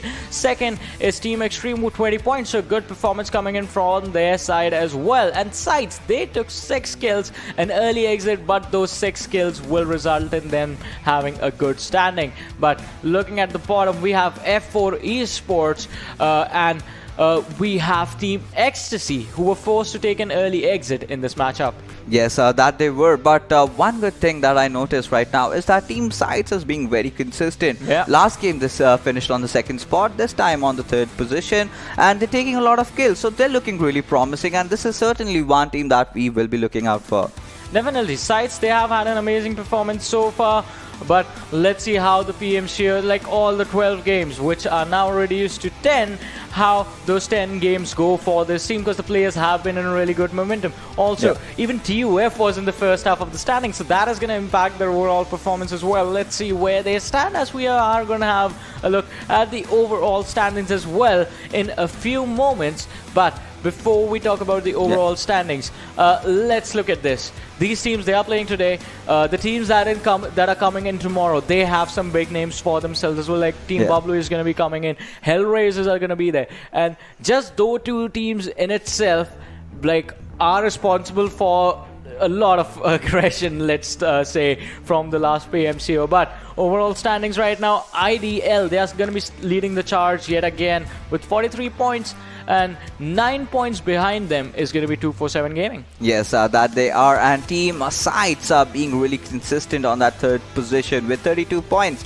Golden Stars are definitely on the good side over here, sitting on the 4th position. TUF have definitely gotten down, and so has the NextGen Esports. And if we take a look at the bottom half of the table, the teams that are in trouble: No Rules, North Esports, HotShotSs, and F4 Esports. Also with Portal Esports, that have had a very bad outing in the initial matches. Yeah, a very bad outing, and that has to be unfortunate for them, but they are going to have to step up their performance. They still have time. That's going to be the good thing. They still have time to step back and to step into the battlegrounds again and earn a lot of points from themselves from the matches up ahead. Because once again, the teams had 12 matches each that they were supposed to play during the group stages. 2 for teams from Group A and B are over. We still have 2 matches lined up for you today. The next one is going to be played on Miramar, and the last one for the day is going to be Vikendi. So from a normal plays game, from a usual play style, a balanced gameplay, we went to a fast and aggressive match. The next 2 are going to test how much patience these teams bring with them. Yes, absolutely. When we'll be moving into the deserts of Miramar, we'll see a lot of DMR actions coming in, a lot of open fights being executed. And from what we have seen so far is a lot of grenade kills out there. But in Miramar, that certainly reduces, because all the fights that occur are mostly mid-range or long mid-range. So you need to have your sprays correct. You need to make those rotations really quick with your vehicles and use your smokes right. Yeah, especially one meta that has become really prominent over the time. It's going to be the meta of the DMRs. And the hill meta.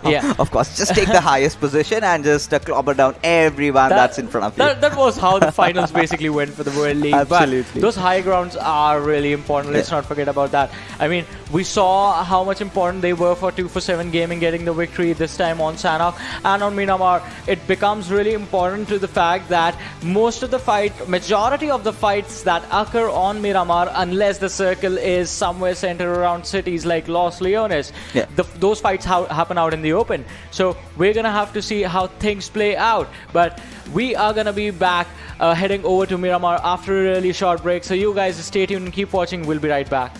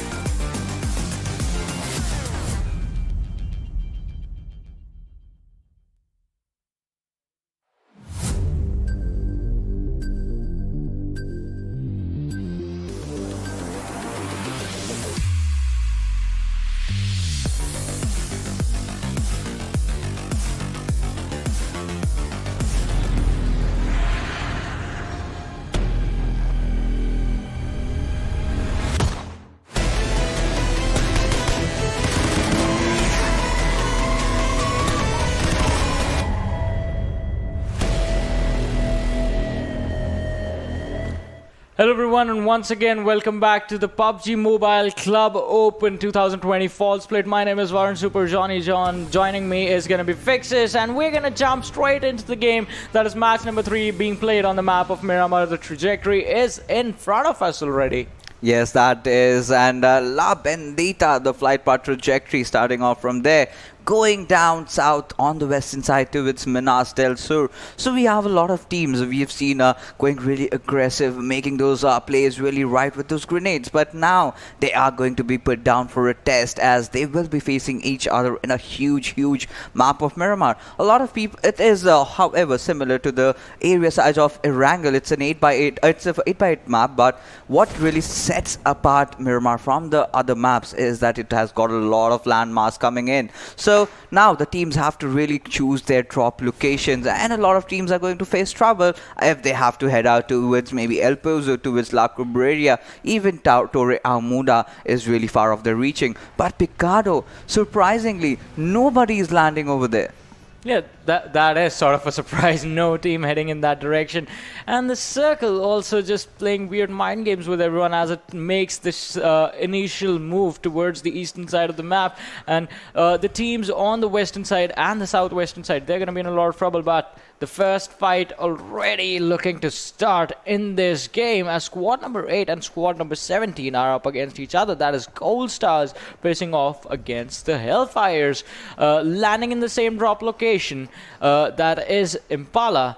Is gonna be a little tricky for these guys. Cobra and Oxy, they have their weapons, they have their windows through which they're trying to spot out their opponents as well. They are, and Golden Stars being a little bit unlucky, but still holding on to a good position on the 4th position in the overall standings. But right now we see two teams going off against each other in a very small area, so I am really confused as to what loot these players do have. Do they have enough smokes? Do they have enough grenades for themselves, or do they have a vehicle by which they can really make that move? But certainly they do not have to move for a couple of minutes, because the Circle has blessed them. And this time we do see a very unique east and white circle, which might end up near somewhere around Junkyard. Yep, the initial fights are going to be important, but let's just see where the final standings of this game take place. But talking about things on the map as well, talking about other teams, 247 Gaming, they have sort of landed on towards El Azhar. They have a couple of teams right next to them as well. That is one squad number 7, no rules on their eastern side, and on towards their southern side, as you said, Junkyard. For now, it is the home for Team HotShotSs. So those teams, they are going to have to be careful if they plan on playing the center. Well, they're halfway there already. Just need to go a few more meters and take control of that situation. But the team of HellFires right now, Sherry, he's trying to find a way to fall back. And this is interesting, because I expected them to actually go for the fight and try and see if they can get an early elimination, a few early points for themselves. But both the teams have backed off. Yeah, and that is really acceptable, because if you talk about the HellFires, they've had a couple of bad outings earlier, and now they want to go in for the positional finish, and trying to take a fight initially can go in either ways. But right now we have a fight breaking down, no rules, going up against Team Xetreme. They were amazing last game, and right now the grenades have been lobbed in, the Molotovs are coming in, PM actually throwing that down, but damage has also been done. And I think one player of Team Xetreme has also been knocked out, Arcel. So it comes down to PM to try to take one knock and then go back towards his teammate and go in for the revive. Yeah, they will have to go for the revive, but that is going to be a tricky one as well, as PM, he is stuck on this side. Ronnie with another nade coming in, and that can be pretty deadly, but PM is lying on the ground. He's just waiting for these players to get over aggressive. He's just trying to bait them out. What he does not realize is that there is another player coming in from the rear side. Alright, he spots him out. The Scarlet Spray manages to connect almost everything and gets one knock for himself. So turns down a 4 versus 1 into a 1 versus 3 situation. Needs to be careful. The players are on the other side of the house that he's hiding around and trying to play around. Alright, spots out another one, but he's going to be taken down finally, PM and his teammate, they are going to be finished off as this squad number 7. That is no rules. They get 2 early easy kills for themselves. Yes, absolutely. And I really felt that he kind of overpeaked over there. Maybe could have had the wall of the house in his favor, but he just went out. He exposed a lot of himself right out there and got taken down. But right now, trouble in paradise for Team Xetreme, as they've already lost 2 of their players, and they are making a move to its northern side, towards Campo Militar. But the areas like El Azahar, Team 247, who have dropped right out there, they're going to have a decent outing if they play their cards right. They might end up in the central area and possibly have that high ground advantage that Team RRQ, who are known to be the kings of Miramar, love to do. Alright, so we are talking about these teams having an advantage. Let's talk about the teams that are definitely not going to have an advantage. SCYTES is going to be one of those squads. Then they have TUF with them, that all the way on towards El Pozo. That's the western edge of this map. And if you go south from here towards Valle del Mar, that's where 4-7 Gaming is. So these 3 teams, they are really, really far away from the circle. And once they start moving in the direction, there might be some trouble waiting for them. Most of the teams are already inside the circle, so until they are at the very edge, or when they are trying to find an entry point in towards the zone, that's when these teams are going to be they're going to have to be extra careful, because that is one point where teams end up being more vulnerable. Yes, certainly. And by the looks of it, things are going pretty slow where teams are going for the fights. I mean, one good thing that I really appreciate about the Pakistan region is that teams do not hesitate in taking the fights, because they know the value of those kill points coming in. But we might get to see some kerfuffle between Team TUF and Team SCYTES, as they are really beside each other, and TUF has to get inside the circle as they're out in the blue zone area. This is certainly the first circle that so they do not really have to worry much, but they really need to move in quick. And they did drop off at El Pozo, and they were doing pretty good. But right now, they have to focus on those positioning points coming in, because we know that these lads know how to shoot and these lads know how to kill. But surviving, that these lads have to do now. Yes, we will have to see what they are planning to do, but let's look at this. 1, 2, 3, 4 teams already in the blue zone. So a little bit late on the rotation, have to figure out a way how to get to safety as fast as they can. But this is what makes Miramar interesting. The map is really, really slow paced. You do not have that much action instantly, a few players falling here and there, but that's it. Up until the mid to late game stages is where most of the action lies. So I think 15 minutes is going to be the mark that we are waiting for right now. Till then, it is the rotations that are really important for the teams. Like we were talking about the teams that are moving in from the western side of the map, how they are going to have to travel a lot of distance, and traveling a lot of distance is going to mean that you are going to have to be careful during those long distance rotations. But let's talk about the teams that are rotating through Los Leones. It's a really, really heavily clustered city.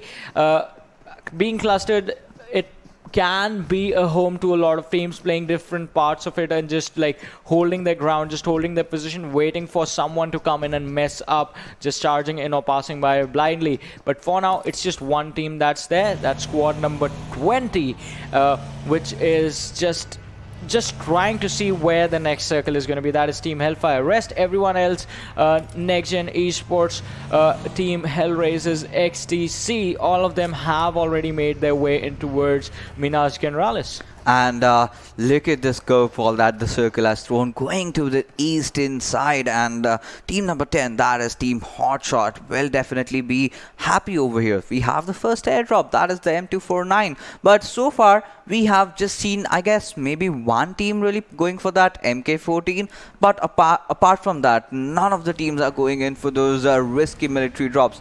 They are definitely high risk, high rewards. You know, if you've got one in this map, if you've got an M249, 9 or maybe an MK14, or if you're lucky, if you have an AWM, you can certainly display your bolt action skills out there. But look at the number of teams that are trying to rotate inside the circle. We have a lot of teams close to each other, so Team HotShot might just meet I guess another team right beside them, and we'll have to see. That is Team No Rules over here, but Team Sight, look at their players. They are outside the circle. They're taking a lot of damage, and they have to march in and get inside the circle really quick as soon as possible. But if you talk about the team that is having the central area, that is definitely going to be Team Portal Esports. Definitely. Portal Esports, they are in a really good situation right now. Just need to find some cover and hold out the position. But ZARAR, he needs to be really, really careful. He's going to be taken down as the players are just charging in their direction. All right, another trade coming in. And Ronnie, he was dropped down really, really low from that one. This is the fight happening between No Rules and HotShotSs. HotShotSs, they are down in numbers. The revive was supposed to come in, but Barca, the high ground, is just putting in too much pressure on these lads, as Barca is going to be taken down. I mean, the last man surviving for the squad of HotShotSs is going to be finished off, as No Rules comes up and stands tall in this fight with just one player being knocked down and not being finished as well. And TUF's Edgar, this man had definitely spotted down the players of Team Side, but look, by the looks of it, I think that is Team IDL right in front of them. He's definitely dropped those smokes, but how long is this guy going to survive? Because he has been spotted right in the open. His buggy's already flat, and he needs to make that move coming in. He will have to rely on his teammates trying to provide the cover fire, and Edgar still opening off his ADS, trying to spot down a few members out there. Venom, really low on his HP, has made his way inside the circle this time. Will be met by the members of Team IDL, has to stop and take a fight, but will have to revive himself before that, but that will not happen as Team IDL does chase him down, and down goes Venom. And on the other side, we can see Team Golden Stars going off against members of Team 247. Zamin trying to make a move inside the circle, rather he is going with the circle.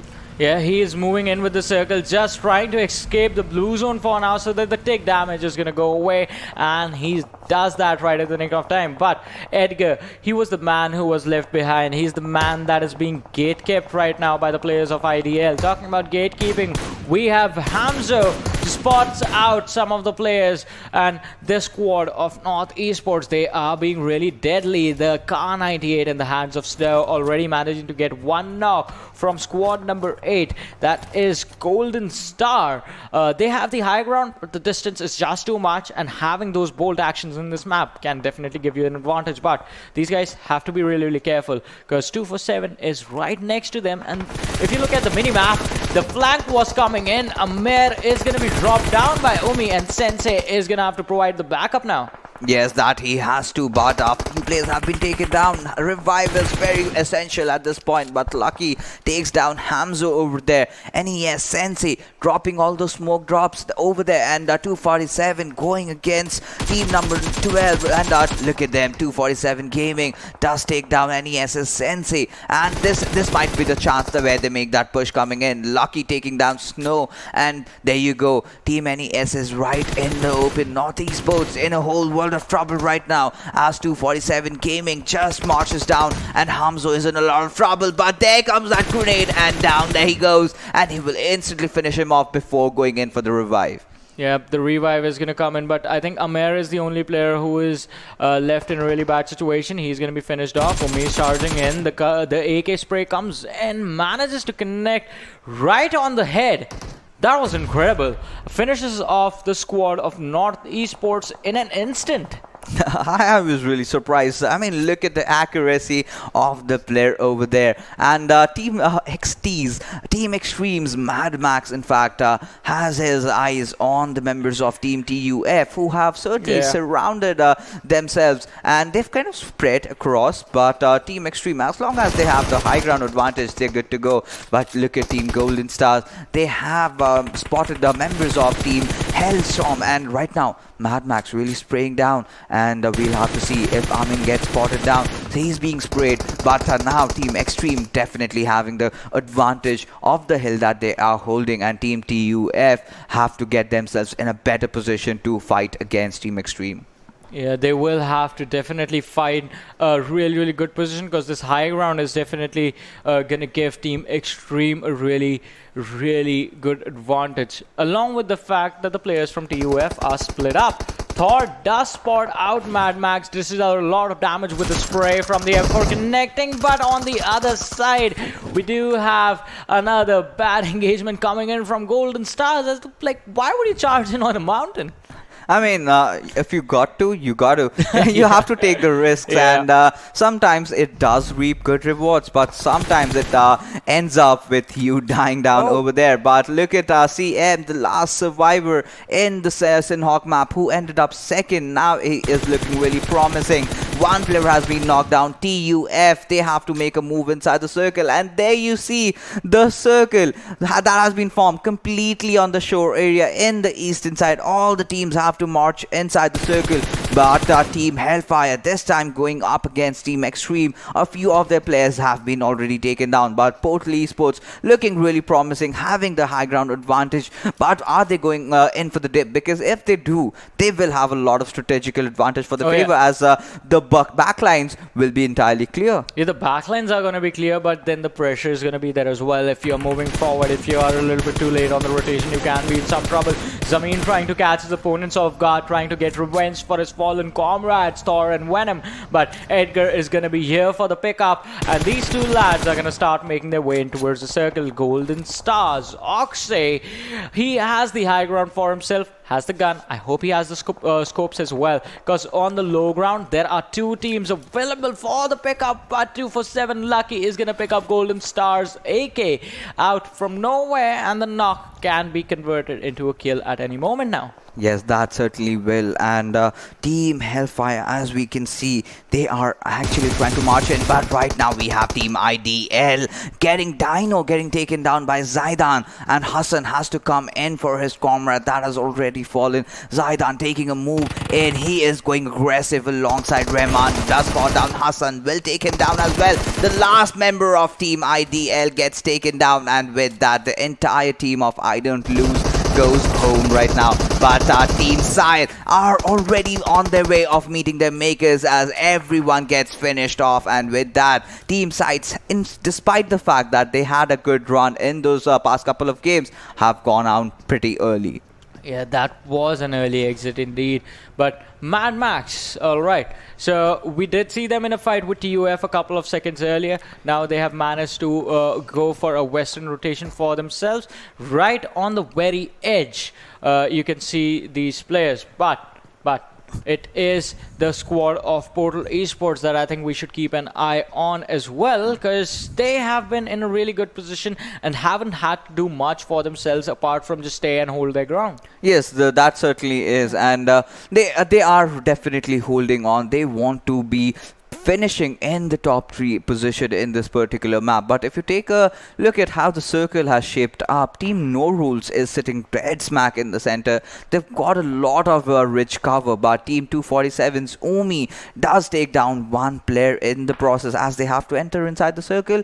And I see a cluster of teams on the southwestern side, and they all, I think there are like 4 teams right over that exact position, and team number 17, that is the Hellfires, have a good chance. But right now Team Xetreme is going up against Team 247. CM really holding his grounds right, but no, that has to be Team F4. Those grenades march in like a red zone inside a building and will instantly take him down, as Mad Max is the last member surviving, does open the door, but will get eliminated as Team F4 does wipe them out. That could have been a bad situation for the players of F4 as they stepped outside of the house and the truck blew up. I mean, imagine, like, had luck not been in their favor and the timing had just been a bit off, they could have been in trouble. But not enough trouble since the teammates were there as well. The revives would have come in, just would have costed them, like, what, 1 first aid kit to heal up. But talking about things that can cost teams a lot is going to be with the fact that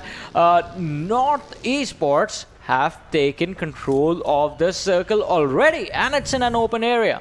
Yes, certainly, and No Rules are looking really promising. Team Hellfires is also close again, but you can see Team 47, Hassan, really spraying down on his enemies with his Squirrel. So a very peculiar thing that I really observed is that the players are going in for those ARs, rather avoiding those DMR actions. We've seen bolt action, but I'm really missing out on those mini taps, on those SLR taps, and the SKS. But right now, F4 is looking really promising, as this time their enemies are Portal Esports and Rahman dishing out all that lead on there. Zedan taking a knock onto its plate, and this is a perfect opportunity for Team F4 to make that push happen. Yeah, Rahman, considered by many one of the best players the country has to offer, has to stand up to a really big reputation behind him. The players of Portal Esports as well, experienced, and is considered one of the top performing teams in the region, but they look like they are in trouble, as MK is the only man left standing, or proning down should I say, in this land of Sanhok for now. And F4 Rahman, alright, 4-7 Hash is looking to finish off the players of Portal Esports, and through the smoke is gonna get the finish. Made it look easy. That was absolutely easy and really surprising, and that is absolute domination coming in there by Team 47. And F4 Rahman has spotted down Hash any moment. One good grenade and can take him down, but F4's Khan, he does have that flank position, of which he will definitely want to capitalize on. But right now we see Team 47 holding on to the riches that earlier was held on by Team Portal Esports before being met their makers. But right now Gulal taking down Rahman. F4 now have to come in for his fallen comrade, but right now Team No Rules, they are looking in a very promising position, as they do not have anything to worry about. They're a dead smack in the center, they will be going in for the res. But there you go, Team HellFire is getting taken down by Team 247's shot. Yeah, and the players of NextGen just dropped their own teammates by mistake. Quick mistake, fixed easily, no one saw that. They are back on their feet again, and the fights are taking place as Hash. He has his teammate Gulalai right in front of him, who has been knocked down. Rahman on the other side, Khan is going for the revive. But Hash, you can't beat the blue zone, man. You have to move in on time. Salman, he is still standing for his team. Along with Hassan, they did find an easy entrance for themselves into the zone, but they need to move to the next one as well. But that area is being gate kept right now by the squad of F4, and Wolverine, I think he knows where these players are. He's just waiting for them to step out in the open so he can take them out. Yes, that certainly is. And Salman, finally we see some TMR actions coming in there from Team 47, as he's got Team F4 Wolverine right in his crosshairs, and you can see a lot of kills coming out here and there. Zedan getting that kill in, but Norjan already, you can see 3 kills into his belt. And now team number 13 is looking really promising out here, and 47 Hassan has the high ground, but yet has to move inside the circle, and now he is going to have a lot of trouble doing that, because he is being kept by the members from Team F4, specifically Wolverine. Yes, that is quite true, but let's see what happens to Hassan over here, as Rahman is back on his feet. He has his teammates behind him to support him, and it is going to be a 4 versus 2 situation. Wolverine with a nade. Alright, so the players from F4, they have to be smart about this. They need to fall back and not force a fight against a team that's already in a bad position. They need to secure their future inside the circle. They need to get into a good position and just stay over there. But getting into other fights, Ronnie was taken down, and that can spell some trouble for the team. But NextGen Esports Adil as well has a really good position against the players of 247 Gaming, as Oreo, he has distracted them for a bit. The nade being thrown is going to allow him to get away. Adil needs to take a flank from the right, get to a higher area from where he can spot out the players down below him. That's the way he can help out his teammate. Yes, that certainly is. And Adil right now cooking a grenade, throwing it down onto its shot of Team 247. Lucky will definitely join him. But right now, in those final circles, in the 6th circle, we have 5 teams alive, 13 players still surviving. Everyone playing to the edges of the circle, and Zedan does get a knock onto its Ronnie. And Team No Rules, they've got just 2 players alive, and one has already been taken down. This is bad news, as he has to instantly go in for that res. But Rahman trying to drop a grenade and following up with a Molotov, but 247 shot, showing his immense capabilities, takes down everybody in the area. But Zedan does not look like he wants to talk. NextGen has been taken down. With that comes the push from Team F4, and they will be eliminating Team No Rules. And with that, 9 players are alive. 3 teams are looking strong. Who gets the chicken dinner? Only time is gonna tell. Yeah, only time is gonna tell, because we have 3 incredible teams in front of us. We have F4, we have 247, we have NextGen Esports. But talking about the forecast that's there for the winner chicken dinner, F4 Esports, they have all their players alive, and Zayden is gonna manage to take down 247 Lucky down to 2 teams. NextGen Esports versus F4. Zayden spotted out by Adil.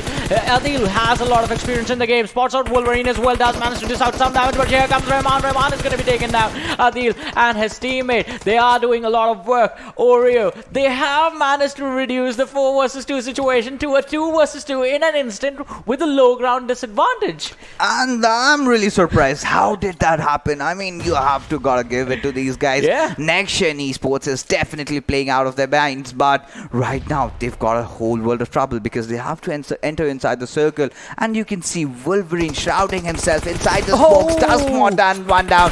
Adil has been taken. Oreo, being the last member surviving, was right in the open. Yeah. And the winner chicken dinner this time going towards F4 Esports. I mean, F4 put up an amazing performance in this game, especially talking about the early fight that happened against 247, wherein they were sitting with a disadvantage but still managed to get the revive on Rahman. Also, did not expect the players from NextGen to actually reduce the numbers to a 2v2, because they did not have the circle. They were on the low ground out in the open, while the players from F4 had the high ground advantage, could have used the utility itself just to finish the players from the opposing team. I think what really was a differentiating factor in the final circle was Wolverine shrouding himself inside the smoke. Because while Team NextGen Esports were moving inside the circles, they were kind of oblivious about the fact that he was right in, waiting for them to come in, and he got them out in the open, had no cover, and just sprayed both of them down and led to the victory of Team F4. I mean, it was an incredible matchup on Sanhok. A lot of late game fights, a lot of tactical fights as well. But let's have a look at the MVP from this game, and it's gonna be Zayden from F4 Esports. 7 kills coming in for the lad with a damage of 708. Distance covered 6.18, and survival time is 23 minutes and 10 seconds. I think they are pretty happy right now because they were struggling in the initial games and finally managed to get a chicken dinner. And if we kind of sum up the entire map of Miramar, a lot of our teams had to take a lot of rotations out there because the circle was on the extremes and a lot of fights happened initially. What we are observing really good about this particular region is that the teams are going so aggressive, and in the final circles a lot of teams are having that perfect map control as to where they can control the high grounds, like Team F4 did. They finished teams on the upper side, they got the high ground advantage, and there was just one team down below, and while they were coming up they were prepared for them as well. Yeah, they were prepared indeed, because that's how they took control of the game. You have to think about the situation. I mean, talking about F4 yet again, we were discussing how they should back off from the fight. They did do that, but it was a weird sort of a situation wherein you had players chasing you, have players in front of you, and you need to figure out how you are going to survive in this game. But, alright, 247 Gaming, 17 kills, what?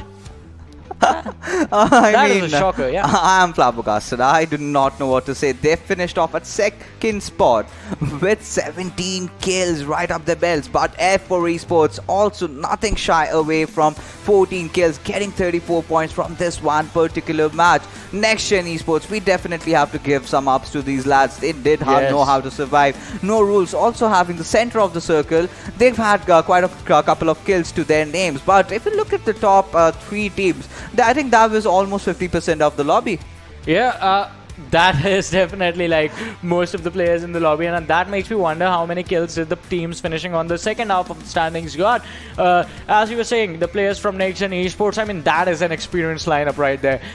Players, if you look at the logo, that's the logo that used to be there for the players of Gaming Hub, it's the same lineup as well. So a pretty experienced set of players showcasing what they are made of. But moving on to the second half of standings, and 8 teams combined together with 4 kills kills for them. Team Xetreme, TUF, IDL North Esports, the one getting the kills.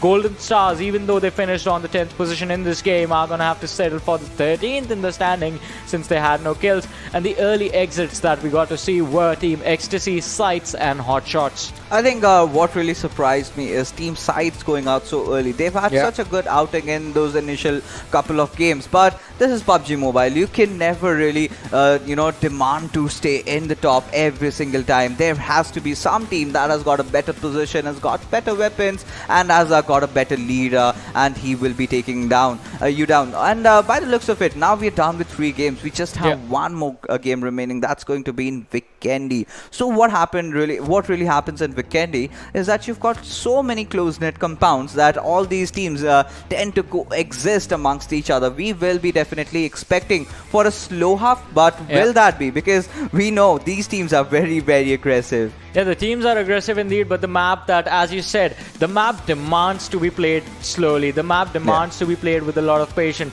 But I think it is time to have the overall standings in front of us and the leaderboard, as they say, and see where the teams exactly stand on this leaderboard. As 247 Gaming, 61 points, 31 placement point, 30 kill points. So an incredible performance coming in for 247 Gaming, but they are being closely followed by the squad of IDL with 45 points for them. F4 Esports slowly and steadily climbing out 43 points, sitting on the 3rd position right now, with NextGen stable on the 4th. Yes, our NextGen Esports definitely held on to the horse. But F4 Esports, I think that was a march right on towards the top 3, because that last chicken dinner, 14 kills, certainly what they needed. But 247 Gaming, 30 kills already in 3 games. They are averaging at around 10 kills per game, 20 points per match. And that is some good statistics coming out there. IDL did not have a good outing in the last game, but they still hold on to that 2nd spot and are looking for a good finish in the final game. But when we move on towards the bottom half of the table, Portal Esports, definitely a name that comes into my mind, and Team TUF, certainly not where I really want to see. Yeah, definitely not in a good position. I mean, 6 placement point, but 16 kill points. So the stats are coming in. They can take a lot of fights, but they need to come up with a more consistent pattern for themselves. Let's hope this last game they can turn this one into their own favor, because that's going to be the last one for the day. After this, we're going to be coming back tomorrow with different set of teams, because tomorrow we're going to see action from the teams of Group C and D.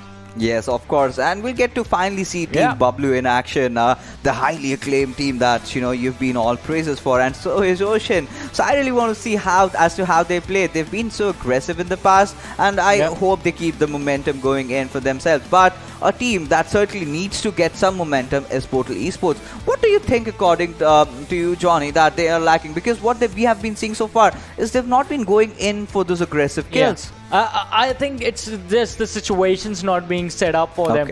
Just being unfortunate in the day-to-day, because if you talk about Erangel, no one expected them to be caught off guard like that. And the same thing happened in this matchup as well. They had a good position in the early stages, but the shift the circle took on towards the edge, that is what costed them this one. But absolutely, let's see how they play the next game out, because Vikendi, you have to take control of the center early on and then just be patient. Or maybe you can just go all BTR mode, stay in the edges, wait for all those teams fighting up on the central control, and whoever survives, go at them, just kill them, get yourself a chicken dinner, and just be happy. That's actually one way of doing it, and we have seen that sort of work out for team's favor as well. But another thing that we can talk about when we're talking about Vikendi is going to be how the circles play out on this one, because there's a few different things that happen on this map. We're going to get back to the talks about the map once we come back from a short break. So you guys stay tuned and keep watching. We'll be right back.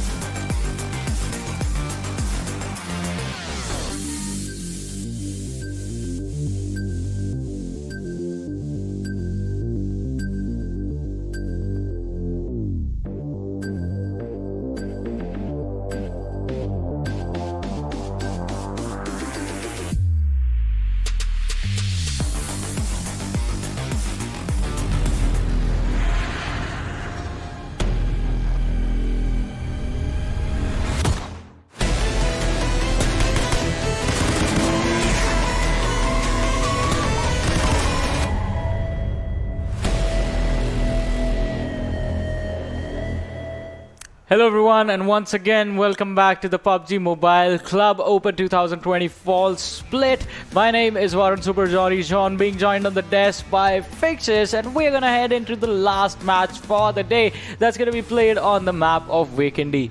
Yes, absolutely. And all these teams are geared up because this is the last match, like I said, between Team Group A and Group B. So now they have to be really, really very careful as to how they approach, because tomorrow things are going to change.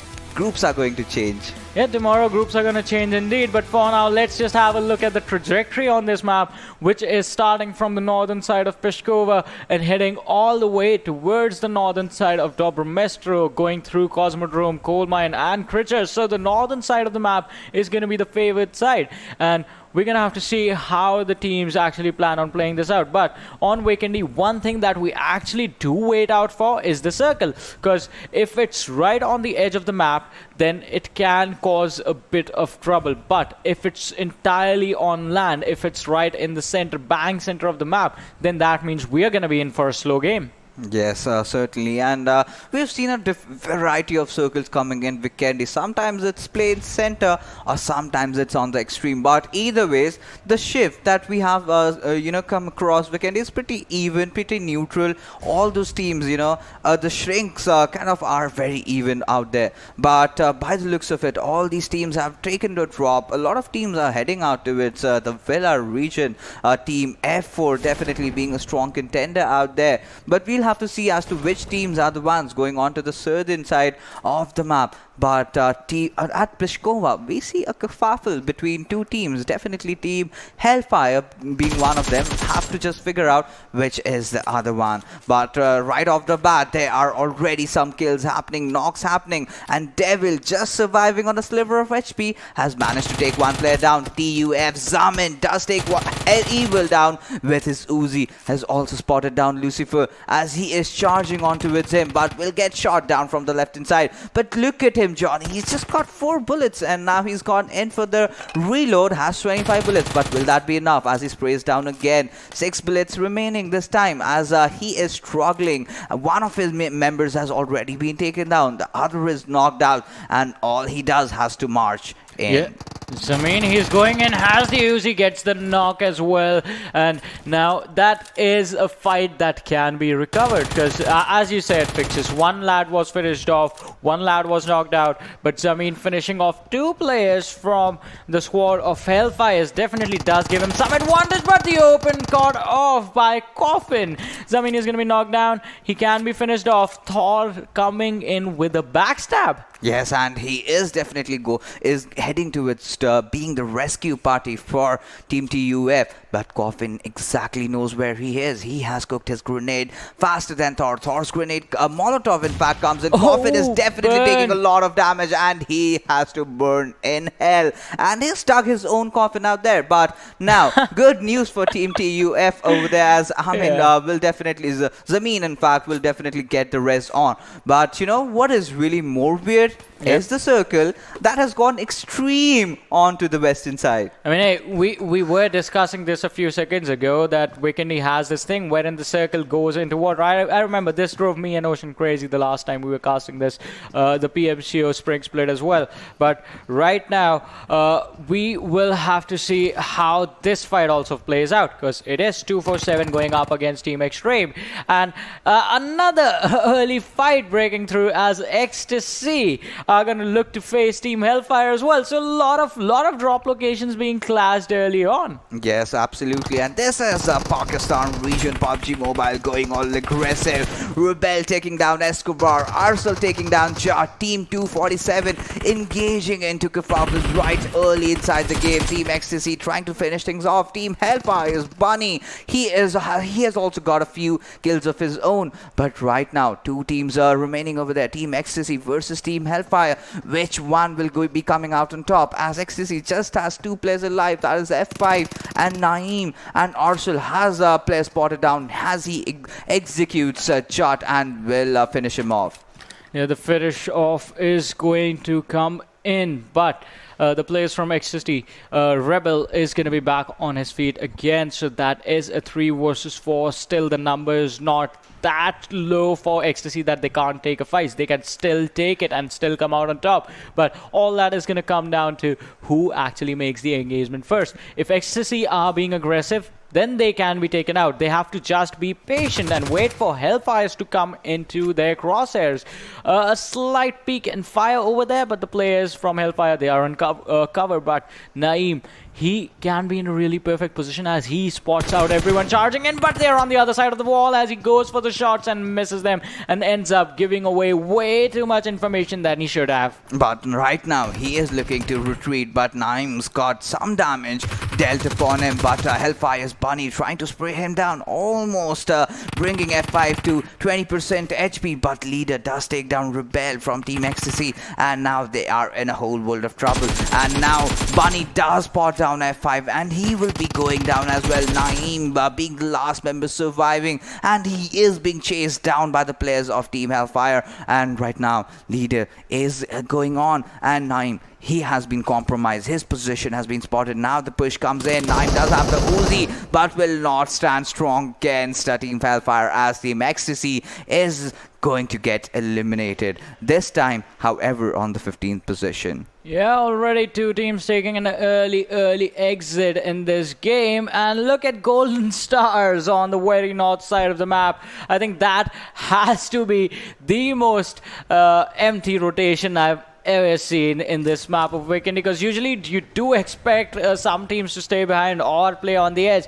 Golden Star, they are going to have a pretty weird game because they're going to be wondering where everyone went. Yes, absolutely. Certainly, they have to wonder, and a lot of teams have to make that rotation, and Golden Stars definitely being the first team that have to move a lot of distance, and we'll have to see as to from which area exactly they make their entrance inwards, because Goroka is certainly one area from which they can do so. But like we said, and like we have predicted earlier, a lot of teams forming that cluster in the central area of the circle, just inside of the Brumesto. But we will have to see if any team is actually going to play through the edges, because all these teams, after getting clustered up, tend to fight off against each other, and from what we have seen is totally opposite to what we usually see in the maps of Vikendi, where the teams tend to start fighting maybe after the 4th circle or after the 5th circle. Yeah, and I guess that in itself is pretty incredible, because on Vikendi you hardly ever get to see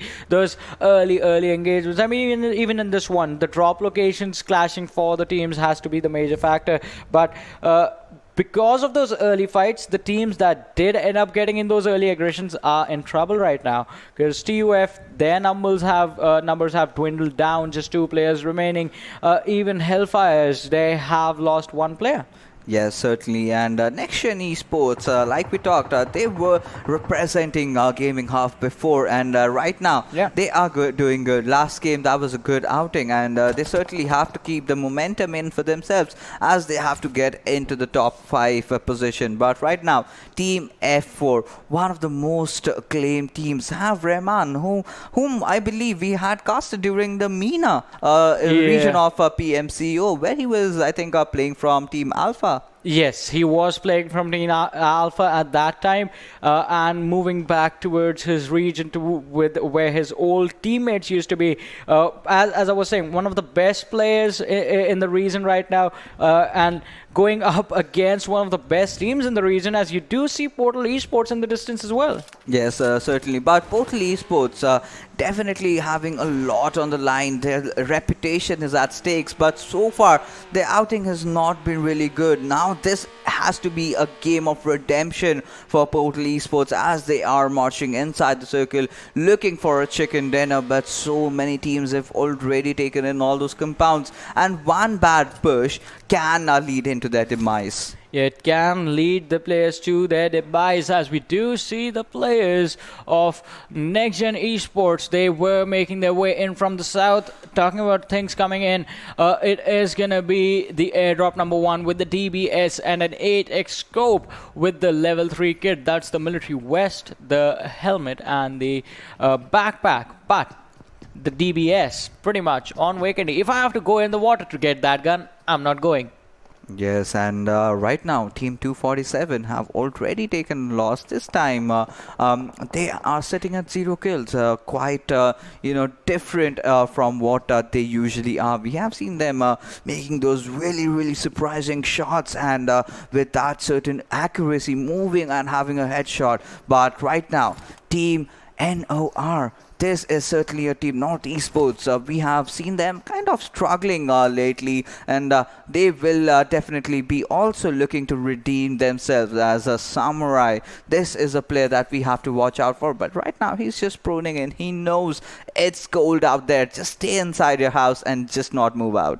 Yeah, just stay in cover, and I completely agree with you. Do not move out. That is something that did get a few teams, a few players in trouble early on. But for now, if you have control of the circle, if you're playing the center, just be patient. In the meanwhile, 4-7 Apex Hassan with the M24 in his hands, running forward, can be in a bit of trouble, as the players of North Esports, they are in front of him, and Snow and Sensei, they can actually try and take the fight that's coming their way. Yes, certainly. And as we see, a lot of teams have ganged in really close. There you can see Team North Esports. That was a team that had been eliminated pretty early. But the way that they are right now, this can certainly be the game. If they hold on to the center, if they are lucky, if they play the cards right, they might get a few knocks, as Amir has certainly started, has knocked down one of the players, that is Hassan. But right now, Team 47, they have been quite ruthless, dominating force in the course of those 3 games, and will be going in for a revive onto his teammate, and maybe after that we might see a push coming in from them. Yeah, we might just get to see that, but I think 4-7, even they have a player down, so that's the reason they stopped.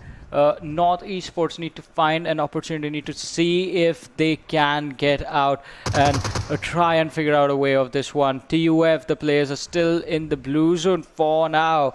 The edge of the circle is where most of the action is going to happen, and on the very edge of Dobromesto is an interesting team, that is Team Xetreme.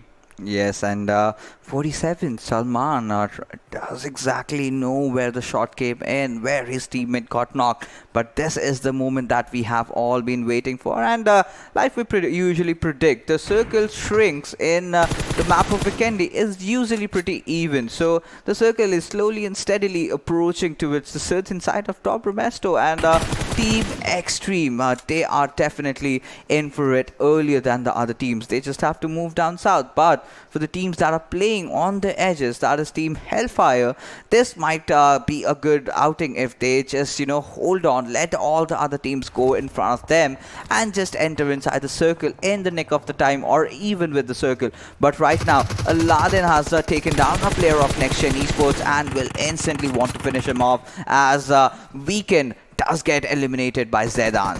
Yeah, the elimination is gonna come in, but now so will the rotations, as the blue zone is going to move in just a minute, and that is going to force the teams to move in towards those city areas on the Dobromesto. But now I think Aladdin, he knows where Zulkar from Team F4 is, looking exactly at the window where he did spot out the player a couple of seconds earlier. Has the M4, has the 6x, can connect with the spray. All right, while he was focused on the window, someone just passed by his crosshairs.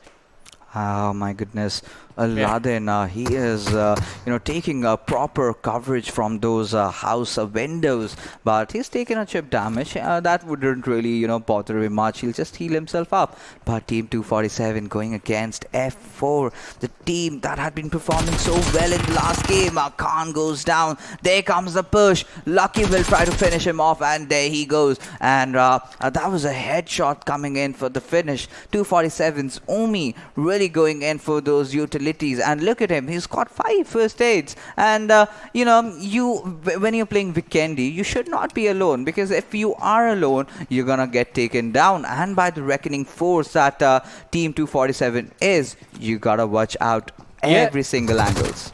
Definitely agree. You have to watch out the angles and a little bit extra as well. But Portal Esports, for now, we're going to have to see what they are going to be coming, as MK did try to go for the revive on Blade. Blade was really crucial in few of the fights that the team had early on. MK is going to be taken down by F4 Rahman, barely managing to spot the player. But now 4-7 is charging in. Reaper has been revived. Aladdin, there's going to be so much pressure on Aladdin. He's going to be responsible to hold off the players of 4-7. Salman, he's charging in from the back lines, has the G36 in his hand.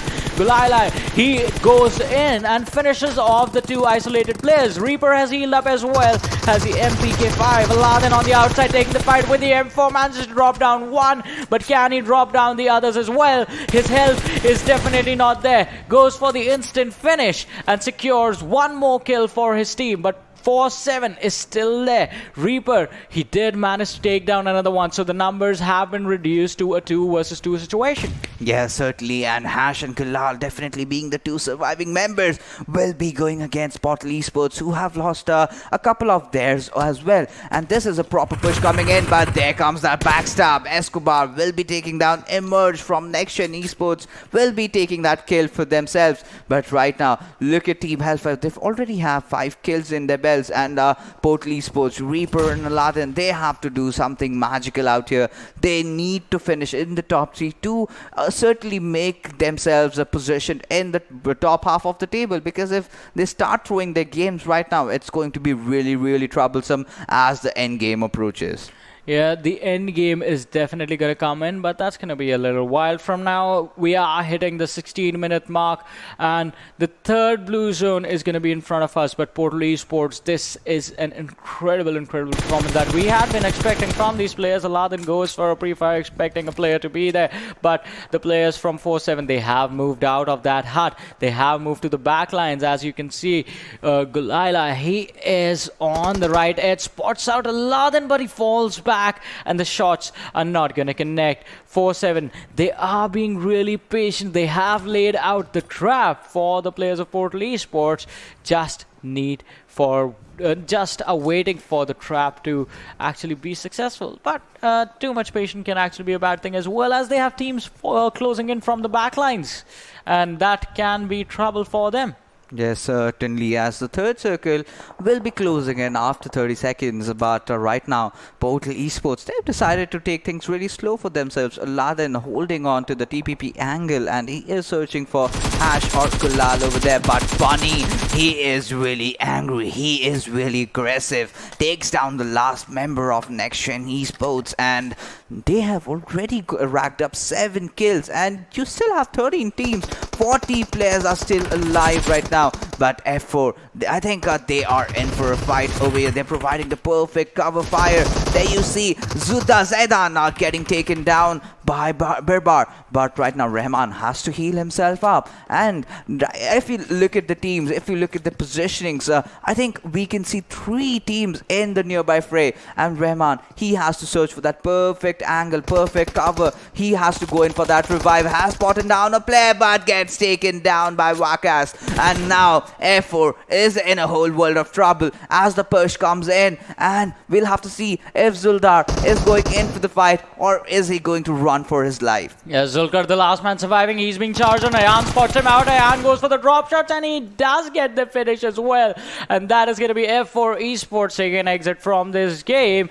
But that is definitely going to spell some trouble for the teams in the overall standing. 2 for 7 gaming. They have lost one of their players going up against Golden Stars right now. Omi with a nade can connect if thrown perfectly. And it looks like the direction was right, but the distance was just blocked out with the door. And here comes the players from Golden Stars. The trade coming in Unni's favor. Lucky on the other side does get a knock. AK, he's bleeding out slowly and steadily. The Molotov is going to come in and flush out the player as well. They are on the high ground. He's going to be in trouble. Goes for the jump shots out through the gap.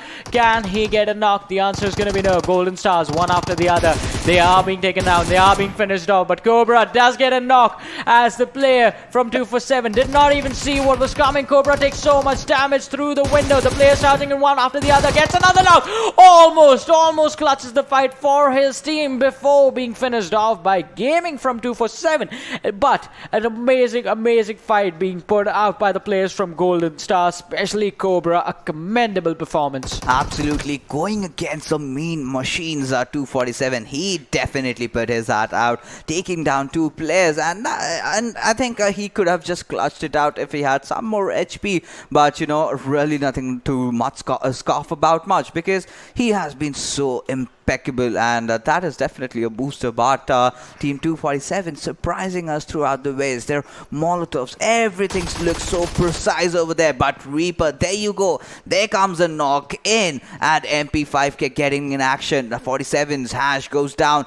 This means that there's just one member from Team 47 that is alive. That is Gulal, and that will be a 1v1 fight. So Portal Esports, who were in a lot of trouble, have certainly somehow made it to the top 11. But is that the end for them? Because now Gulal's position has also been compromised. We just have to wait as to who is going to fire the shots first, and other fights are also have been broken down on the other areas. But look at this team abroad. They are looking so good. They're looking so promising. They have all their 4 players alive, and I've already racked up 3 kills. Yeah, the kills are definitely going to give them an advantage as we're down to 11 teams in this game.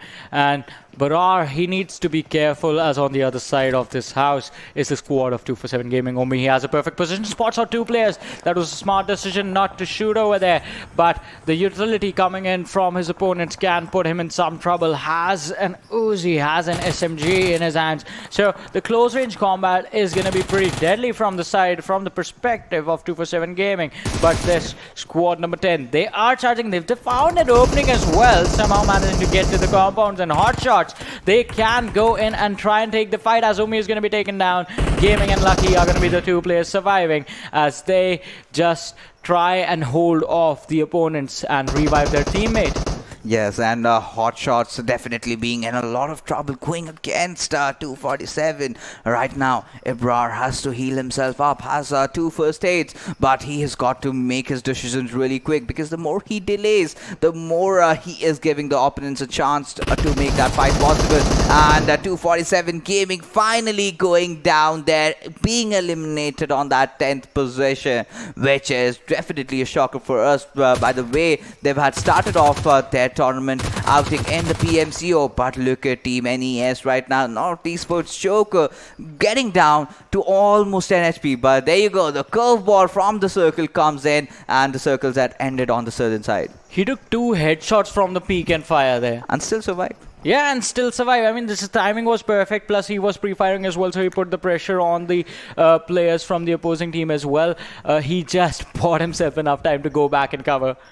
Yes, certainly that he did. And Leader, he is making those peaks right. But if you tend to over peak sometimes, if you stay in your ADS, if some team comes from the right hand side, if you do not have enough cover for yourself, you are going to get knocked. So certainly a few acts that could be improvised by these teams over here. And one thing again that I've been missing so far is the proper utilization of smokes. That is one thing that has been missing in the Pakistan region. But boy oh boy, don't they compensate it with the aggression, with the kill potential that these guys have. Yeah, that is definitely something I agree with. But moving forward in this game, we have the players of squad number 19 in front of us, and that is North Esports. So they are in a compound, they are in a really good position. The only troublesome situation for them is going to be that they are being surrounded slowly and steadily as the circle keeps forming all over them. And this happened last time as well. I mean, me and Ocean, we remember this. And even then, it was on Vikendi, but that was during in the Cement Factory area. We had a squad just go for the dance battles amongst themselves. And here are the lads from HellRaisers, just showcasing us the moves that they bring with them in the game. I mean, why not? Why not? You've got the circle, you're a dead smack in the center, you've got teams coming around you, but even if you get knocked, how does it matter? You're still enjoying yourself. Right. And now there's 3. Yeah, now there's 3. And, even if you get knocked, well, you just partied. You were a happy man, and that is certainly how you should play PUBG Mobile. But I do not know if that should happen during the PMCO. But, if you're making us laugh, if you're keeping your audience entertained, I have nothing to, worry about. But right now, North Esports are looking very aggressive. They've taken a knock, have one of their players already being traded off, and we'll have to see going against HotShotSs, how are they going to fare. Yeah, that is definitely, I think we will have the answers in a couple of seconds, but for now, squad number 10, HotShotSs, they have lost one of their players. If you're looking for the kill numbers, this team has a decent number of kills already, 6 kills coming in for them, and that is definitely going to put them in a comfortable position. But the team in front of them, no rules. The distance is just too much to take the fight, plus the cover was there. No rules and HotShotSs, they are going to be in a pressurable situation just because there is the blue zone that's coming in from the rare side in about 30 seconds. So they have to figure out a way as to how they are going to make their way in towards the circle. Wait, am I seeing this correct? If we have the mini map in front of us, there is something incredible that has just come up. So, TUF Thor, he's still... I just said it. You cursed it. You cursed it, John. My bad, my bad. He was there. He wasn't involved in any fights. He just made it barely into the top 9. Why did I have to point that out?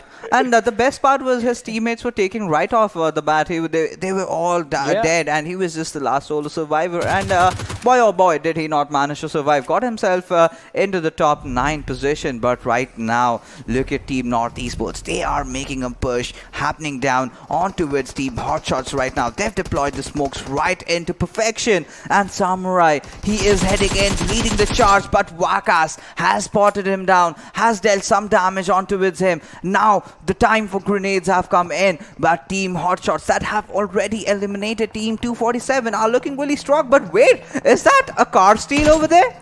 I think so. Yes. He's an angry man. I mean, you have to be angry. He expected a fight and they just took his vehicle and ran away. Well, ladies and gentlemen, that is PUBG Mobile there for you. But right now, Team SCYTES was shooting down that Phobia will be the one punishing Team No Rules out there. Yeah. I mean, you've got to steal the car. You have got to make sure that it's safe. But they just got blown down to smithereens over there. Oh boy, oh boy, oh boy. I mean, that's why we call Vikendi the land of surprises, the land of unpredictability, and that's why your vehicle can be stolen. The stolen vehicle can be blown up in an instant, and IDL takes an exit, but Vukasi needs to survive for his team, takes a few more shots from Amer, and the finish is definitely going to be there as HotShotSs take an exit from this game. We have 5 teams remaining: SCYTES, North Esports, Team Xetreme, HellRaisers, and 47 Esports. 47 just with 1 man surviving in this matchup. But how long is he going to survive? That is definitely a question that we have in our minds. But look at Team North Esports. They've got all the 4 players alive. They've got 2 kills to their belt. But Team Hellfire, this is one team that is really looking strong. And they were parting. That certainly justifies as to why. But look at team number 14. Team Side definitely having the advantage, having the riches, having all the covers. And we just have to see which team is going to snatch the chicken dinner right from their mouth. Yes, that is definitely going to be important, but I think this one is going to be in the advantage of Team SCYTES. Bang in the center of the circle. I mean, not exactly the center, but on the edge, close to the waters. All the fights are going to be in front of them. Plus, they can spot out the teams that are going to be coming and trying to make their way in towards the circle just because of the how open the area is. Already have the information of squad number 5 right next to them, and you can see them position themselves in a way that protects them from this team. That is Team Xetreme. Yes, and Team SCYTES do have the covers right. They are looking really strong, but there goes that push coming in by Team Hellfire, but Ghost does take down leader. Will he take the second man down as he is flying in the air? And Snow, he is just looking as to shoot at which exact particular player, and in a blink of our eye, Team Hellfire has been eliminated from this game. Yeah, they have been taken down, but Team Xetreme right now charging in towards squad number 19 right in front of them, as the one of the players from Team SCYTES was also taken down and out of this game. They are on the low ground. If the circle keeps on forming over them, if the circle prioritizes them and they have the priority, that's the only scenario in which they can come out on top on this fight. But PM, he's trying to spot out a booth who is he in the blue zone? Yes, he is going to be in the blue zone in just a few seconds, and that's when the trouble is going to start. But squad number 19 versus Team Xetreme. That is North Esports versus Team Xetreme. This is going to be an important fight. This is the fight that can decide who gets the chicken dinner in this game. 4v4 situation with the cover being on the side of North Esports. Yeah, certainly. And Team Xetreme does not have a lot of cover for themselves. They definitely do have the rocks, but where do they move? Because every side that they move, they are going to expose themselves out. And those grenades, if they are thrown in perfection, we might see some, 2 players getting knocked down, some good slam dunks coming in. So North Esports really looking confident over there. Both of these teams have a 40-40 chance of winning, but 47 Esports, the player that was really surviving for so long, has finally been taken down. That is Gulal. We earlier saw them going up against Team PAS, really holding themselves down. They finished them off, but right now, look at Team Xetreme. They want to go on the aggressive side. They have to get inside the circle. Look at Ursal. If he does find out Joker, that is going to be a good opening, but Joker spots out Ursal fast, sprays down through the smoke, but Ursal does find the cover of the tree, and he is going to capitalize on it. Yeah, Joker, he's trying to finish them off, and the players are right in front of him. Snow gets one as CM is going to be taken out, but Ursal once again out in the open. Joker, he has the SMG, goes for the assault rifle, and the players from Team Xetreme, they are being punished for being out in the open, as Mad Max is going to be taken down as well. I think it's just 2 players surviving from Team Xetreme. PM, he has to stay in cover behind these trees. North Esports, they have put a lot of pressure on their opponents, but even they are down in numbers as 3 players are left standing, 1 being knocked out. No, that was an over-aggressive push for which he is going to be punished. But PM, he needs to heal up before he goes for the finishes on the players in front of him. And that is why I said he had to go for the heal up, because he is now finished. And Abud from Team SCYTES makes it into the top 2. Yes, certainly he does. And this team was looking really promising. And now he's just that one member surviving. But certainly a chicken dinner might just go into the hands of North Esports. But they have got 1 member down. They need to give that res onto its Snow. Or are they just going to push 3-man? Either way, it's totally fine.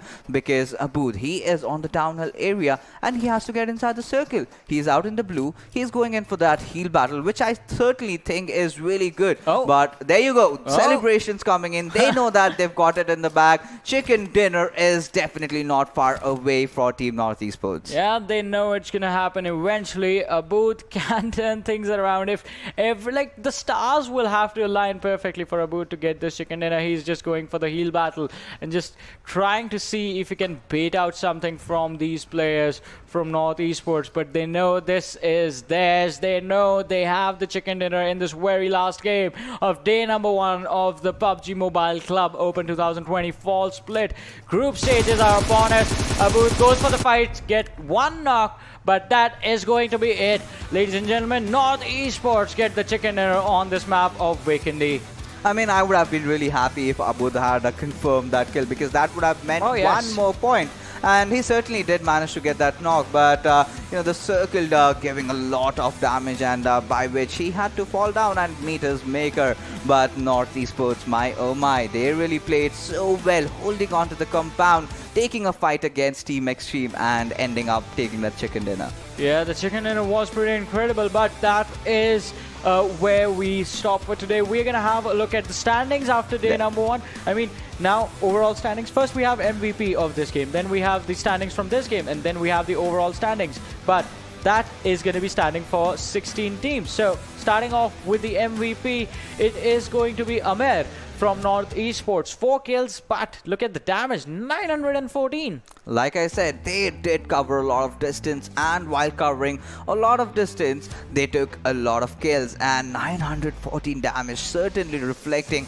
as to how aggressive this time Team North Esports were. And they had a couple of bad games in the early 3 matches, but right now they've made a comeback. They've got that chicken dinner, they've got some good number of kills, and let's see how they are going to be positioned in the leaderboards. Definitely the leaderboard is going to be pretty important, as this is going to decide whether the teams are going to have some pressure in the games that they're going to be left with.